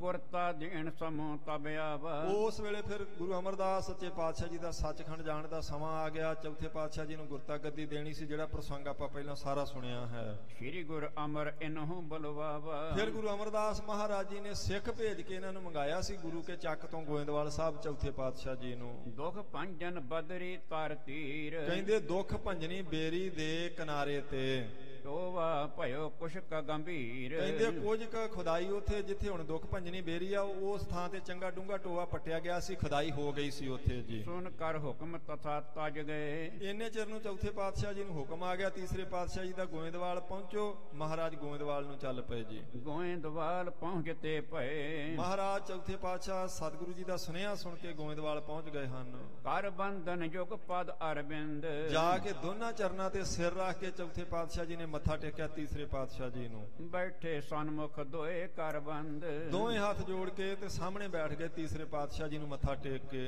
ਚੱਕ ਕੀ ਗਾਥਾ ਬੂਝਣ ਕੀਨ ਗੁਰੂ ਕੇ ਚੱਕ ਦੀ ਸਾਰੀ ਗਾਥਾ ਤੀਸਰੇ ਪਾਤਸ਼ਾਹ ਜੀ ਨੇ ਪੁੱਛੀ ਵੀ ਕਿਵੇਂ ਕਿਵੇਂ ਖੁਦਾਈ ਸ਼ੁਰੂ ਕਰਾਈ, ਕਿ ਜੋ ਕੁਝ ਵੀ ਸੀ ਸਾਰਾ ਪ੍ਰਸੰਗ ਸੁਣਿਆ ਜੀ। ਕੈਸੇ ਕਰਿਓ ਜਾਏ ਥਲ ਚੀਨ ਮਹਾਰਾਜ ਨੇ ਪੁੱਛਿਆ ਵੀ ਕਿਵੇਂ ਜਾ ਕੇ ਸ਼ੁਰੂ ਕੀਤਾ ਸੀ, ਕਿਵੇਂ ਥਾਂ ਦੀ ਨਿਸ਼ਾਨੀ ਲੱਭੀ, ਕੀ ਕੀ ਸੀ, ਸਾਰਾ ਕੁਝ ਪੁੱਛਿਆ ਜੀ। ਸੁਣ ਸੋਢੀ ਕੁਲ ਭੂਖਣ ਕਹਿਓ ਸੋਢੀਆਂ ਦੀ ਕੁਲ ਦੇ ਗਹਿਣਾ ਸਰੂਪ ਗੁਰੂ ਰਾਮਦਾਸ ਮਹਾਰਾਜ ਜੀ ਨੇ ਤੀਸਰੇ ਪਾਤਸ਼ਾਹ ਜੀ ਦੇ ਬਚਨ ਸੁਣ ਕੇ ਅੱਗਿਓਂ ਏਦਾਂ ਆਖਿਆ ਜੀ। ਚੱਕ ਤੇ ਪੂਰਬ ਕੇ ਦਿਸ਼ ਲਹਿਓ ਆਖਿਆ ਮਹਾਰਾਜ ਜਿਹੜਾ ਗੁਰੂ ਕਾ ਚੱਕ ਨਗਰ ਵਸਾਇਆ, ਜਿਹੜੇ ਘਰ ਬਣਾਏ ਨੇ ਉਹਦੇ ਪੂਰਬਲੇ ਪਾਸੇ ਚੜ੍ਹਦੇ ਪਾਸੇ ਜਿਵੇਂ ਜਿਵੇਂ ਆਪ ਜੀ ਨੇ ਆਖਿਆ ਸੀ।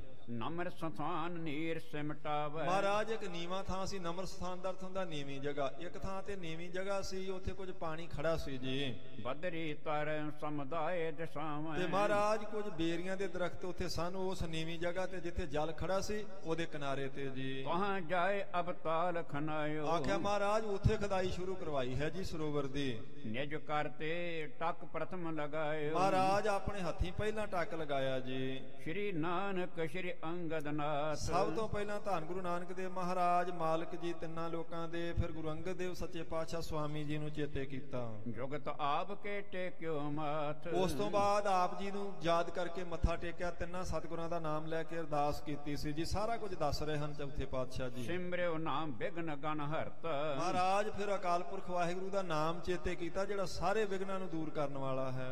ਸਦਾ ਸੁਖ ਦਬਹੁ ਮੰਗਲ ਕਰਤਾ ਜਿਹੜਾ ਸਦਾ ਸੁਖ ਦੇਣ ਵਾਲਾ, ਮੰਗਲ ਕਰਨ ਵਾਲਾ, ਖੁਸ਼ੀਆਂ ਕਰਨ ਵਾਲਾ ਹੈ। ਬਹੁ ਮਿਸ਼ਟਾਨ ਤਹਾਂ ਅਨਵਾਇਓ ਫਿਰ ਮਹਾਰਾਜ ਜੀ ਬਹੁਤ ਸਾਰਾ ਮਿੱਠਾ ਪ੍ਰਸ਼ਾਦ ਮੰਗਵਾਇਆ ਗਿਆ ਸੀ ਜੀ। ਸਗਲ ਹੇਤ ਸਗਲ ਵਰਤਾਇਓ ਤੇ ਫਿਰ ਅਰਦਾਸ ਕਰਕੇ ਸਾਰੇ ਸਿੱਖ ਸੰਗਤਾਂ ਵਿੱਚ ਉਹ ਪ੍ਰਸ਼ਾਦ ਵਰਤਾਇਆ ਸੀ ਜੀ। ਬਿਰਧ ਆਦਿਕ ਸਿੱਖ ਸਹਿਤ ਵਿਵੇਕ ਤੇ ਬਾਬਾ ਬੁੱਢਾ ਜੀ ਸਮੇਤ ਜਿਹੜੇ ਹੋਰ ਵਿਵੇਕੀ ਸਿੱਖ ਨਾਲ ਹਨ। ਉਤੇ ਸੋ ਗੁਰਮੁਖ ਸਾਥ ਅਨੇਕ ਬਹੁਤ ਸਾਰੇ ਗੁਰਮੁਖ ਉਸ ਵੇਲੇ ਮਹਾਰਾਜ ਜੀ ਨਾਲ ਸਨ। ਵਿਵੇਕ ਦਾ ਅਰਥ ਗਿਆਨ ਹੁੰਦਾ। ਬਾਬਾ ਬੁੱਢਾ ਜੀ ਵਰਗੇ ਬ੍ਰਹਮ ਗਿਆਨੀ ਤੇ ਹੋਰ ਬਹੁਤ ਸਾਰੇ ਸਿੱਖ ਨਾਲ ਸਨ ਜੀ। ਸਭ ਦਿਨ ਬੈਠ ਕਰਾਵਤ ਕਾਰ ਤੇ ਫਿਰ ਮਹਾਰਾਜ ਉਸ ਦਿਨ ਤੋਂ ਬਾਅਦ ਸਾਰਾ ਦਿਨ ਸਵੇਰ ਤੋਂ ਸ਼ਾਮ ਤੱਕ ਸਰੋਵਰ ਦੀ ਕਾਰ ਚੱਲਦੀ ਹੈ ਜੀ। ਲੱਗੇ ਮਜੂਰ ਉਠਾਵਤ ਭਾਰ ਬਹੁਤ ਵੱਡੀ ਗਿਣਤੀ ਵਿੱਚ ਮਜ਼ਦੂਰ ਲੱਗੇ ਨੇ ਮਿੱਟੀ ਚੱਕਣ ਲਈ, ਜਿਹੜੇ ਸਿੱਟਦੇ ਨੇ ਬਾਹਰ। ਬਹੁਤ ਸਾਰੀਆਂ ਸਿੱਖ ਸੰਗਤਾਂ ਸੇਵਾ ਕਰਦੀਆਂ ਪਈਆਂ ਹਨ। ਤਿਮ ਸਿੱਖਨ ਮਿਲ ਕਾਰ ਕਮਾਈ ਬਹੁਤ ਸਾਰੇ ਸਿੱਖਾਂ ਨੇ ਮਿਲ ਕੇ ਕਾਰ ਸੇਵਾ ਸ਼ੁਰੂ ਕੀਤੀ ਆ, ਕਮਾਈ ਕਰਦੇ ਪਏ ਹਨ। ਖੇਤਕ ਜਨ ਮ੍ਰਿਤਕਾ ਖਨਵਾਈ ਮਹਾਰਾਜ ਇਸ ਤਰ੍ਹਾਂ ਹੁਣ ਤੱਕ ਕੁਝ ਦਿਨ ਜਿਹੜੀ ਆ ਇਹ ਮਿੱਟੀ ਪਟ ਪਟ ਕੇ ਬਾਹਰ ਸੁੱਟੀ ਹੈ ਜੀ। ਬਹੁਤ ਦਿਵਸ ਕੋ ਕਾਜ ਵਿਸਾਲ ਪਰ ਮਹਾਰਾਜ ਇਹ ਬਹੁਤ ਲੰਬਾ ਕੰਮ ਹੈ, ਬਹੁਤ ਲੰਬਾ ਸਮਾਂ ਲੱਗੇਗਾ, ਕਿਉਂਕਿ ਵੱਡਾ ਸਰੋਵਰ ਜਿੰਨਾ ਆਪ ਜੀ ਨੇ ਆਖਿਆ ਉਹਨਾਂ ਬਣਾਉਣਾ ਹੈ ਤੇ ਇਹ ਵੱਡਾ ਕਾਰਜ ਹੈ ਜੀ। ਹੋਏ ਨਰ ਬ੍ਰਿੰਦ ਕਰਹਿ ਚਿਰ ਕਲ ਮਹਾਰਾਜ ਬਹੁਤ ਵੱਡੀ ਗਿਣਤੀ 'ਚ ਸਿੱਖ ਲੱਗਣਗੇ ਤੇ ਫਿਰ ਵੀ ਕਿੰਨਾ ਸਮਾਂ ਲੱਗੇਗਾ ਸਰੋਵਰ ਦੀ ਖੁਦਾਈ ਨੂੰ। ਜਾਂ ਤੇ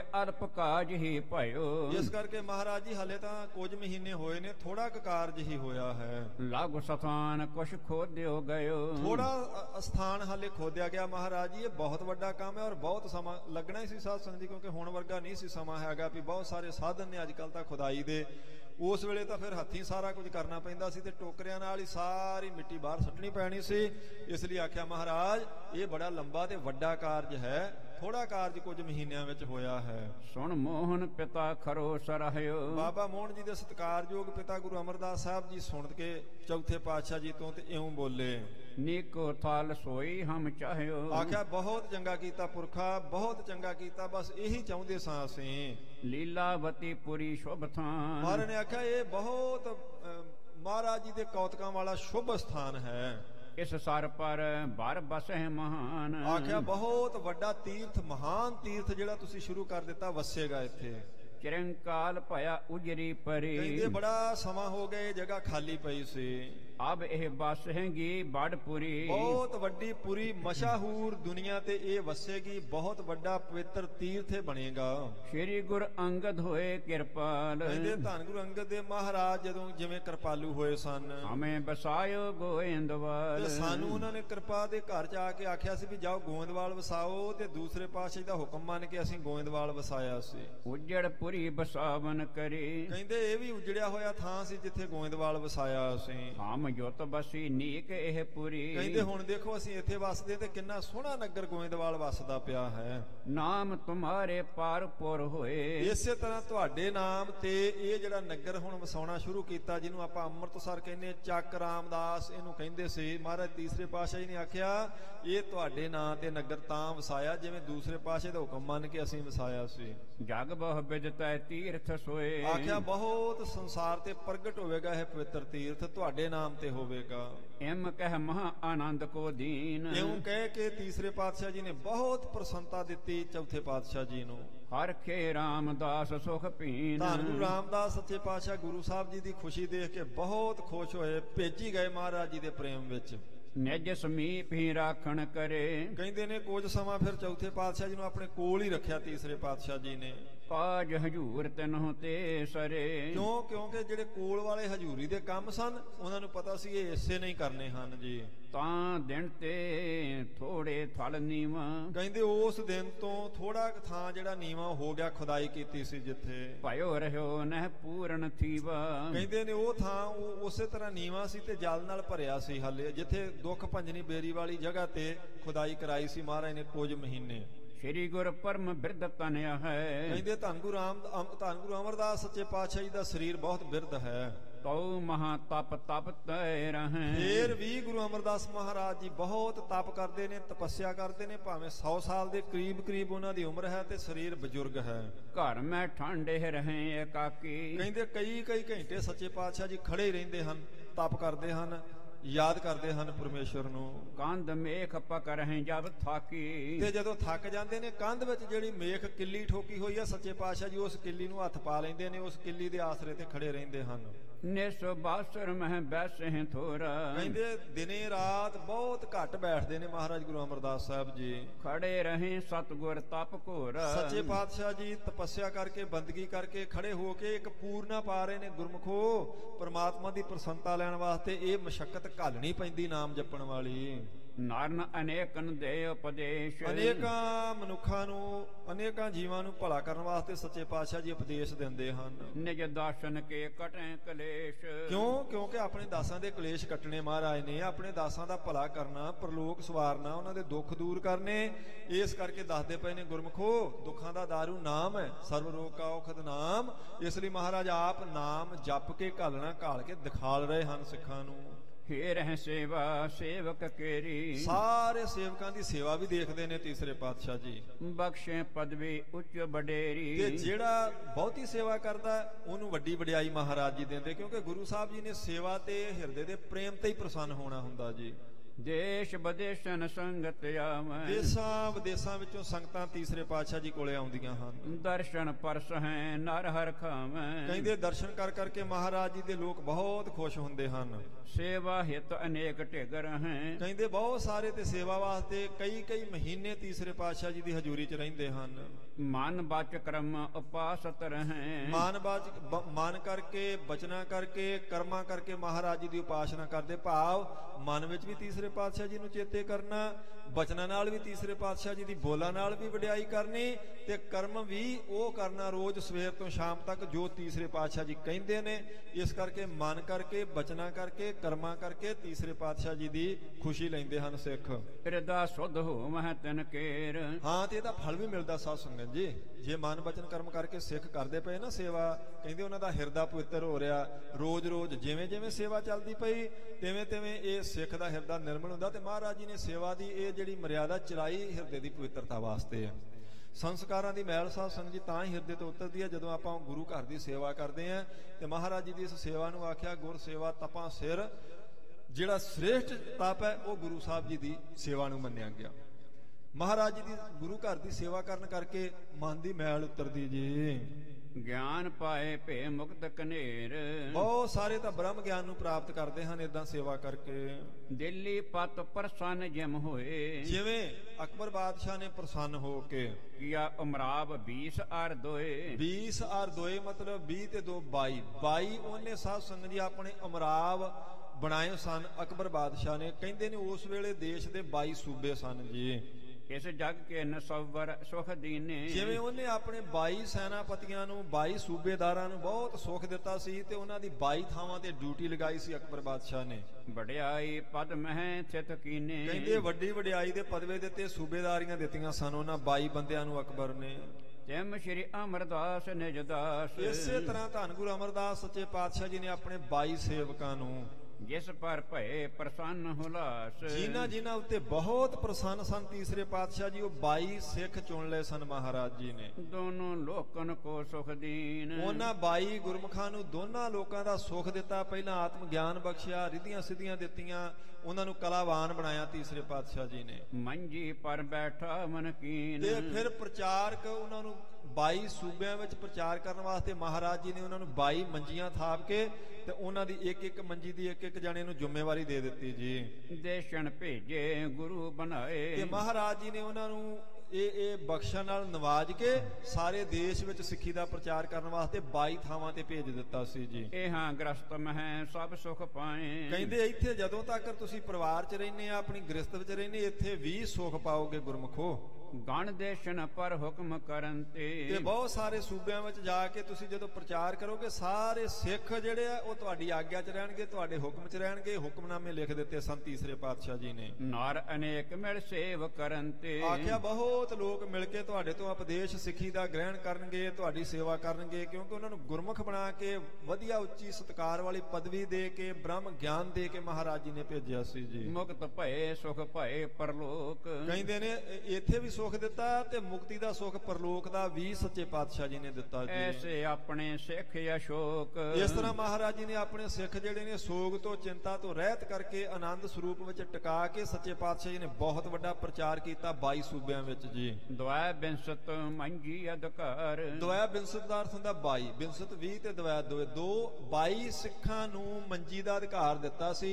ਇਹ ਨਹੀਂ ਸੀ ਜਿਹੜਾ ਮਰਜ਼ੀ ਜਾ ਕੇ ਆਖਣ ਲੱਗ ਪਏ ਵੀ ਮੇਰੀ ਡਿਊਟੀ ਲਾਈ ਜੀ ਗੁਰੂ ਸਾਹਿਬ ਜੀ ਨੇ। ਨਹੀਂ, 22 ਹੀ ਗੁਰੂ ਕੇ ਸਿੱਖਾਂ ਦੀ ਲਾਈ ਸੀ ਡਿਊਟੀ ਤੇ 22 ਹੀ ਸੂਬੇ ਸਨ। ਇੱਕ ਇੱਕ ਸੂਬੇ ਵਿੱਚ ਇੱਕ ਇੱਕ ਗੁਰਮੁਖ ਪ੍ਰਚਾਰਕ ਮੁੱਖ ਤੌਰ ਤੇ ਭੇਜਿਆ ਸੀ।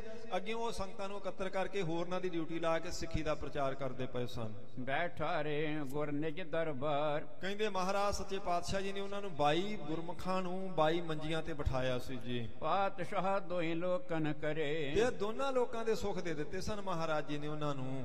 ਇਮ ਪਾਤਸ਼ਾਹਤ ਕੀਨ ਕਨੇਰੇ। ਕਹਿੰਦੇ ਇਉਂ ਸਮਝ ਲਓ ਭਈ ਦੋਨਾਂ ਲੋਕਾਂ ਦੇ ਪਾਤਸ਼ਾਹ ਹੀ ਬਣਾ ਦਿੱਤਾ ਤੀਸਰੇ ਪਾਤਸ਼ਾਹ ਜੀ ਨੇ ਉਹਨਾਂ ਗੁਰਮੁਖਾਂ ਨੂੰ ਜੀ। 22 ਮੰਜੀਆਂ ਕੇ ਉਮਰਾਵ। ਸੱਚੇ ਪਾਤਸ਼ਾਹ ਜੀ ਨੇ 22 ਮੰਜੀਆਂ ਦੇ ਜ਼ਿੰਮੇਵਾਰ ਬਣਾ ਦਿੱਤੇ ਉਹ। ਹਰ ਸ਼੍ਰੀ ਗੁਰ ਨਿਜ ਮਹਿਤ ਪ੍ਰਭਾਵ। ਇਹ ਸਭ ਕਿਰਪਾ ਗੁਰੂ ਸਾਹਿਬ ਜੀ ਨੇ ਆਪਣੇ ਪ੍ਰਭਾਵ ਤੋਂ, ਆਪਣੇ ਬਚਨਾਂ ਤੋਂ, ਆਪਣੀ ਕਿਰਪਾ ਵਿੱਚੋਂ ਉਹਨਾਂ ਉੱਤੇ ਕਿਰਪਾ ਕੀਤੀ ਜੀ। ਸ਼੍ਰੀ ਹਰਿਦਾਸ ਆਨੰਦ ਕੋ ਦੇਖਾ। ਫਿਰ ਧੰਨ ਗੁਰੂ ਰਾਮਦਾਸ ਸਾਹਿਬ ਜੀ ਨੂੰ ਦੇਖਿਆ, ਕਿਉਂਕਿ ਸ੍ਰੀ ਹਰਿਦਾਸ ਆਨੰਦ ਕੋ ਦੇਖਾ। ਆਨੰਦ ਪੁੱਤਰ ਨੂੰ ਕਹਿੰਦੇ ਤੇ ਬਾਬਾ ਹਰਦਾਸ ਜੀ ਗੁਰੂ ਰਾਮਦਾਸ ਸਾਹਿਬ ਜੀ ਦੇ ਸਤਿਕਾਰਯੋਗ ਪਿਤਾ ਜੀ ਦਾ ਨਾਮ ਹੈ। ਕਹਿੰਦੇ ਬਾਬਾ ਹਰਦਾਸ ਜੀ ਦੇ ਪੁੱਤਰ ਧੰਨ ਗੁਰੂ ਰਾਮਦਾਸ ਸਾਹਿਬ ਸੱਚੇ ਪਾਤਸ਼ਾਹ ਜੀ ਨੂੰ ਕਿਰਪਾ ਦੀ ਨਜ਼ਰ ਨਾਲ ਦੇਖਿਆ ਜੀ ਤੀਸਰੇ ਪਾਤਸ਼ਾਹ ਜੀ ਨੇ। ਉਚਿਤ ਤਖਤ ਕੇ ਬੁੱਧ ਬਸੇਖ। ਕਿਉਂਕਿ ਇਹ 22 ਸਿੱਖਾਂ ਨੂੰ ਤੇ 22 ਮੰਜੀਆਂ ਦਿੱਤੀਆਂ ਤੇ ਹੁਣ ਗੁਰੂ ਰਾਮਦਾਸ ਸਾਹਿਬ ਜੀ ਨੂੰ ਸਭ ਤੋਂ ਵੱਡਾ ਤਖਤ ਦੇਣ ਲੱਗੇ ਨੇ, ਜਿਹੜਾ ਗੁਰੂ ਸਾਹਿਬ ਜੀ ਦਾ ਗੁਰਤਾ ਗੱਦੀ ਦਾ ਆਪਣਾ ਤਖਤ ਹੈ। ਸਭ ਗੁਣ ਸੰਯੁਤ ਧਰਮ ਮਹਾਨ। ਕਿਉਂਕਿ ਜਾਣ ਲਿਆ ਸੀ ਵੀ ਸਾਰੇ ਗੁਣਾਂ ਦੇ ਸਹਿਤ ਨੇ, ਵੱਡਾ ਧਰਮ ਕਮਾਉਣ ਵਾਲੇ ਨੇ ਚੌਥੇ ਪਾਤਸ਼ਾਹ ਜੀ। ਅਪਰ ਨਾ ਹੇਰਿਓ ਇਹਨੂੰ ਸਮਾਨ। ਇਹਨਾਂ ਵਰਗਾ ਹੋਰ ਕੋਈ ਨਹੀਂ ਦੇਖਿਆ ਤੀਸਰੇ ਪਾਤਸ਼ਾਹ ਜੀ ਨੇ। ਇਸ ਕਰਕੇ ਵੱਡੀ ਵਡਿਆਈ ਗੁਰਤਾ ਗੱਦੀ ਵਾਲੀ, ਇਹ ਗੁਰਤਾ ਦੇ ਤਖਤ ਵਾਲੀ ਚੌਥੇ ਪਾਤਸ਼ਾਹ ਜੀ ਨੂੰ ਦੇਣ ਦਾ ਮਨ ਬਣਾਇਆ। ਭਗਤ ਆਪਣੋ ਜਾਣ ਵਿਸਾਲਾ। ਜਾਣ ਲਿਆ ਕਿ ਬਹੁਤ ਵੱਡੇ ਭਗਤ ਨੇ, ਭਗਤ ਸਰੂਪ ਹੀ ਨੇ ਚੌਥੇ ਪਾਤਸ਼ਾਹ ਜੀ। ਗੁਰ ਭਾਣੇ ਮੈਂ ਹਰਖਣ ਵਾਲਾ। ਹਰ ਵੇਲੇ ਗੁਰੂ ਸਾਹਿਬ ਜੀ ਦੀ ਆਗਿਆ ਵਿੱਚ ਖੁਸ਼ ਤੇ ਪ੍ਰਸੰਨ ਰਹਿਣ ਵਾਲੇ ਹਨ। ਪਰਖਣ ਕਰ ਕੈ ਨੇਕੀ ਰੀਤ। ਚੰਗੀ ਤਰ੍ਹਾਂ ਪਰਖ ਕਰਕੇ ਚੌਥੇ ਪਾਤਸ਼ਾਹ ਜੀ ਦੀ ਤੇ ਫੇਰ ਗੁਰਤਾ ਗੱਦੀ ਦਿੱਤੀ ਸੀ ਤੀਸਰੇ ਪਾਤਸ਼ਾਹ ਜੀ ਨੇ। ਪਰਖ ਕਰਨ ਦੀ ਲੋੜ ਨਹੀਂ ਸੀ, ਮਹਾਰਾਜ ਜੀ ਨੇ ਤਾਂ ਪਰਖਿਆ ਹੀ ਸੀ ਪਹਿਲਾਂ ਹੀ ਸੇਵਾ ਕਰਦਿਆਂ ਨੂੰ। ਪਰ ਦੂਸਰੇ ਲੋਕਾਂ ਦੇ ਮਨ ਦੀ ਤਸੱਲੀ ਵਾਸਤੇ ਮਹਾਰਾਜ ਜੀ ਨੇ ਪਰਖ ਕਰ ਲਈ ਸੀ। ਜਿਵੇਂ ਗੁਰੂ ਨਾਨਕ ਪਾਤਸ਼ਾਹ ਜੀ ਨੇ ਬਹੁਤ ਕਰੜਾ ਇਮਤਿਹਾਨ ਲੈ ਕੇ ਇੱਥੋਂ ਤੱਕ ਵੀ ਮੁਰਦਾ ਖਾਣ ਲਈ ਆ ਕੇ ਫਿਰ ਜਾ ਕੇ ਗੁਰੂ ਅੰਗਦ ਦੇਵ ਸਾਹਿਬ ਜੀ ਨੂੰ ਆਪਣੀ ਜਗ੍ਹਾ ਤੇ ਬਿਠਾਇਆ ਸੀ ਵੀ ਕੱਲ ਨੂੰ ਕੋਈ ਉਹਨਾਂ ਦੇ ਸਾਹਿਬਜ਼ਾਦੇ ਜਾਂ ਕੋਈ ਹੋਰ ਹਜ਼ੂਰੀ 'ਚ ਰਹਿਣ ਵਾਲਾ ਇਤਰਾਜ਼ ਨਾ ਕਰੇ ਜੀ ਮੈਨੂੰ ਕਾਹਤੇ ਨਹੀਂ ਗੁਰੂ ਬਣਾਇਆ। ਜਿਹੜਾ ਪਰਖ ਵਿੱਚ ਪਾਸ ਹੋਇਆ ਉਸੇ ਨੂੰ ਹੀ। ਇਸੇ ਤਰ੍ਹਾਂ ਪਰਖ ਗੁਰੂ ਅੰਗਦ ਦੇਵ ਸਾਹਿਬ ਜੀ ਨੇ ਕੀਤੀ। ਗੁਰੂ ਅਮਰਦਾਸ ਸਾਹਿਬ ਜੀ ਦੀ 12 ਸਾਲ ਤੱਕ ਬਹੁਤ ਵਾਰ ਬੁਲਾਉਂਦੇ ਵੀ ਨਹੀਂ ਸੀ। ਕਈ ਦਿਨ ਤੀਸਰੇ ਪਾਤਸ਼ਾਹ ਜੀ ਨੂੰ ਦੂਸਰੇ ਪਾਤਸ਼ਾਹ ਬੁਲਾਉਂਦੇ ਵੀ ਨਹੀਂ ਸੀ। ਕੋਈ ਸ਼ਾਬਾਸ਼ ਨਹੀਂ ਸੀ ਦਿੰਦੇ ਵੀ ਤੂੰ ਬਿਰਧ ਅਵਸਥਾ ਵਿੱਚ ਇੰਨੀ ਦੂਰੋਂ ਗਾਗਰ ਚੱਕ ਕੇ ਲਿਆਉਣਾ, ਫਿਰ ਸਾਡਾ ਇਸ਼ਨਾਨ ਕਰਵਾਉਣਾ, ਤੂੰ ਨਾਗਾ ਨਹੀਂ ਪੈਣ ਦਿੰਦਾ ਨਾ। 12 ਸਾਲ ਤੱਕ ਕਰੜੀ ਪਰਖ ਕਰਕੇ ਜਦੋਂ ਪਾਸ ਹੋਏ ਤੇ ਫਿਰ ਉਹਨਾਂ ਨੂੰ ਆਪਣੀ ਜਗ੍ਹਾ ਬਿਠਾਲ ਕੇ ਆਪ ਪਰਿਕਰਮਾ ਕਰਕੇ ਮੱਥਾ ਟੇਕਿਆ। ਇਸੇ ਤਰ੍ਹਾਂ ਤੀਸਰੇ ਪਾਤਸ਼ਾਹ ਜੀ ਨੇ ਚੌਥੇ ਪਾਤਸ਼ਾਹ ਜੀ ਪਰਖ ਕੀਤੀ ਸੀ। ਆਖਰੀ ਪਰਖ ਸੀ ਜਦੋਂ ਥੜੇ ਬਣਾਉਣ ਵਾਸਤੇ ਆਖਿਆ ਸੀ, ਕਿਉਂਕਿ ਬੀਬੀ ਦਾਨੀ ਜੀ ਦੇ ਪਤੀ ਜੀ ਨੂੰ ਤੇ ਬੀਬੀ ਭਾਨੀ ਜੀ ਦੇ ਪਤੀ ਸਤਿਗੁਰੂ ਰਾਮਦਾਸ ਸਾਹਿਬ ਜੀ ਨੂੰ ਦੋਨਾਂ ਨੂੰ ਆਖਿਆ ਸੀ ਵੀ ਇੰਨੇ ਉੱਚੇ ਲੰਮੇ ਚੜਾਈ ਵਾਲੇ ਤੁਸੀਂ ਥੜੇ ਤਿਆਰ ਕਰਨੇ। ਇਹ ਆਖਰੀ ਪਰਖ ਸੀ। ਉਹ ਗੱਲ ਚੱਲਦੀ ਪਈ ਆ ਵੀ ਪਰਖ ਕੇ ਲੋੜ ਨਹੀਂ ਸੀ ਮਹਾਰਾਜ ਨੂੰ, ਪਰ ਇਸ ਕਰਕੇ ਵੀ ਕੱਲ ਨੂੰ ਕੋਈ ਇਤਰਾਜ਼ ਕਰੇ, ਕਿਉਂਕਿ ਮਹਾਰਾਜ ਜੀ ਦੀਆਂ 2 ਸਪੁੱਤਰੀਆਂ ਤੇ ਬੀਬੀ ਦਾਨੀ ਜੀ ਦੇ ਪਤੀ ਜੀ ਵੀ ਕਹਿ ਸਕਦੇ ਸੀ ਮੈਨੂੰ ਕਾਹਤੇ ਨਹੀਂ ਜੀ ਗੁਰਤਾ ਗੱਦੀ ਦਿੱਤੀ, ਮੈਂ ਵੀ ਤਾਂ ਰਿਸ਼ਤੇਦਾਰੀ ਵਿੱਚ ਉਹੀ ਰਿਸ਼ਤਾ ਰੱਖਦਾ ਤੁਹਾਡੇ ਨਾਲ। ਮਹਾਰਾਜ ਜੀ ਨੇ ਫਿਰ ਪਰਖ ਕੀਤੀ ਸੀ, ਥੜੇ ਬਣਾਏ। ਸ਼ਾਮ ਨੂੰ ਜਾ ਕੇ ਆਖਿਆ ਤੁਸੀਂ ਨਹੀਂ ਸਾਡੀ ਮਰਜ਼ੀ ਦੇ ਬਣਾਏ, ਢਾਹ ਦਿਓ ਭਾਈ। ਹੁਣ ਮਿੱਟੀ ਦਾ ਥੜਾ ਬਣਾਉਣਾ, ਸਾਰਾ ਦਿਨ ਮਿੱਟੀ ਪੱਟ ਕੇ ਗੋ ਕੇ ਫਿਰ ਉਹਨੂੰ ਚੰਗੀ ਤਰ੍ਹਾਂ ਸਾਰਾ ਦਿਨ ਇੰਨਾ ਖਪਾ ਕਰਨਾ ਪੈਂਦਾ ਸੀ। ਜਿਵੇਂ ਆਪਾਂ ਦੇਖਿਆ ਲੋਕ ਭੱਠੇ ਤੇ ਜਾਂਦੇ, ਕਿੰਨੀ ਮਿਹਨਤ ਕਰਨੀ ਪੈਂਦੀ, ਫਿਰ ਜਾ ਕੇ ਉਹ ਬਣਦੀ ਸੀ। ਥੜੇ ਬਣਾਏ, ਮਹਾਰਾਜ ਨੇ ਆਖਦਾ ਢਾਹ ਦਿਓ ਇਹਨਾਂ ਨੂੰ। ਚਲੋ ਢਾਹ ਦਿੱਤੇ ਜੀ। ਆਖਿਆ ਇੰਨੇ ਉੱਚੇ ਇੰਨੇ ਚੌੜੀ ਚੜਾਈ ਵਾਲੇ ਬਣਾਉਣੇ, ਤੁਸੀਂ ਠੀਕ ਨਹੀਂ ਬਣਾਏ। ਅਗਲੇ ਦਿਨ ਫਿਰ ਬਣਾਏ। ਸ਼ਾਮ ਨੂੰ ਫਿਰ ਮਹਾਰਾਜ ਜੀ ਗਏ, ਕਹਿੰਦੇ ਨਾ ਵੀ ਨਾ, ਜਿਵੇਂ ਆਖਿਆ ਸੀ ਇਦਾਂ ਨਹੀਂ ਬਣਾਏ, ਢਾਹ ਦਿਓ ਤੁਸੀਂ। ਢਾਹ ਦਿੱਤੇ ਜੀ। ਤੀਸਰੇ ਦਿਨ ਲਈ ਮਹਾਰਾਜ ਨੇ ਆਖਿਆ ਇਸ ਤਰ੍ਹਾਂ ਦੇ ਬਣਾਉਣੇ ਆ, ਮਿਣਤੀ ਰੱਖੋ ਚੇਤੇ। ਤੀਸਰੇ ਦਿਨ ਉਹਨਾਂ ਨੇ ਸ਼ਾਮ ਤੱਕ ਮਸਾਂ ਤਿਆਰ ਕੀਤੇ ਤੇ ਫਿਰ ਸਤਿਗੁਰੂ ਗੁਰੂ ਅਮਰਦਾਸ ਮਹਾਰਾਜ ਜੀ ਗਏ, ਕਹਿਣ ਲੱਗੇ ਪੁਰਖੋ, ਪਹਿਲਾਂ ਉਹਨਾਂ ਦੀ ਵਾਰੀ ਆ ਗਈ ਭਾਈ ਰਾਮਾ ਜੀ ਦੀ, ਬੀਬੀ ਦਾਨੀ ਜੀ ਦੇ ਪਤੀ ਜੀ ਦੀ। ਉਹਨਾਂ ਦੇ ਥੜੇ ਕੋਲ ਗਏ, ਆਖਿਆ ਪੁਰਖਾ ਤੂੰ ਉਦਾਂ ਦਾ ਕਿਉਂ ਨਹੀਂ ਬਣਾਉਂਦਾ ਜਿੱਦਾਂ ਦਾ ਆਖ ਕੇ ਜਾਂਦੇ ਆ, ਇਹ ਨਹੀਂ ਤੇਰਾ ਠੀਕ, ਢਾ ਦੇ। ਹੁਣ ਉਹ ਅੱਕ ਗਿਆ ਸੀ ਵਿਚਾਰਾ। ਇੱਥੇ ਹੀ ਪਤਾ ਲੱਗਦਾ ਵੀ ਪਰਖ 'ਚ ਪਾਸ ਕਿਹਨੇ ਹੋਣਾ। ਉਹ ਕਹਿੰਦਾ ਮਹਾਰਾਜ ਮਿਣ ਕੇ ਦੇਖ ਲਓ, ਜਿੰਨਾ ਤੁਸੀਂ ਆਖਿਆ ਸੀ ਓਨਾ ਹੀ ਉੱਚਾ, ਓਨਾ ਹੀ ਚੌੜਾ, ਓਨੇ ਕਿਨਾਰੇ ਰੱਖੇ ਆ, ਬਿਲਕੁਲ ਠੀਕ ਮੈਂ ਬਣਾਇਆ। ਅਸਲ 'ਚ ਤੁਸੀਂ ਬਿਰਧ ਜੇ, ਚੇਤਾ ਤੁਹਾਨੂੰ ਆਪ ਨੂੰ ਨਹੀਂ ਰਹਿੰਦਾ। ਤੁਸੀਂ ਭੁੱਲ ਆਪ ਜਾਂਦੇ ਕਹਿ ਕੇ ਗੱਲ, ਤੇ ਤੁਸੀਂ ਕਹਿੰਦੇ ਠੀਕ ਨਹੀਂ, ਮੈਂ ਤਾਂ ਠੀਕ ਬਣਾਇਆ। ਤੀਸਰੇ ਦਿਨ ਉਹਨੇ ਏਦਾਂ ਆਖਿਆ ਸੀ, ਕੁਛ ਨਹੀਂ ਬੋਲੇ ਮਹਾਰਾਜ। ਅਗਲੇ ਪਾਸੇ ਗਏ, ਗੁਰੂ ਰਾਮਦਾਸ ਸਾਹਿਬ ਜੀ ਬੈਠੇ ਹੱਥ ਜੋੜ ਕੇ ਥੜੇ ਦੇ ਕੋਲ ਮੱਥਾ ਟੇਕਿਆ।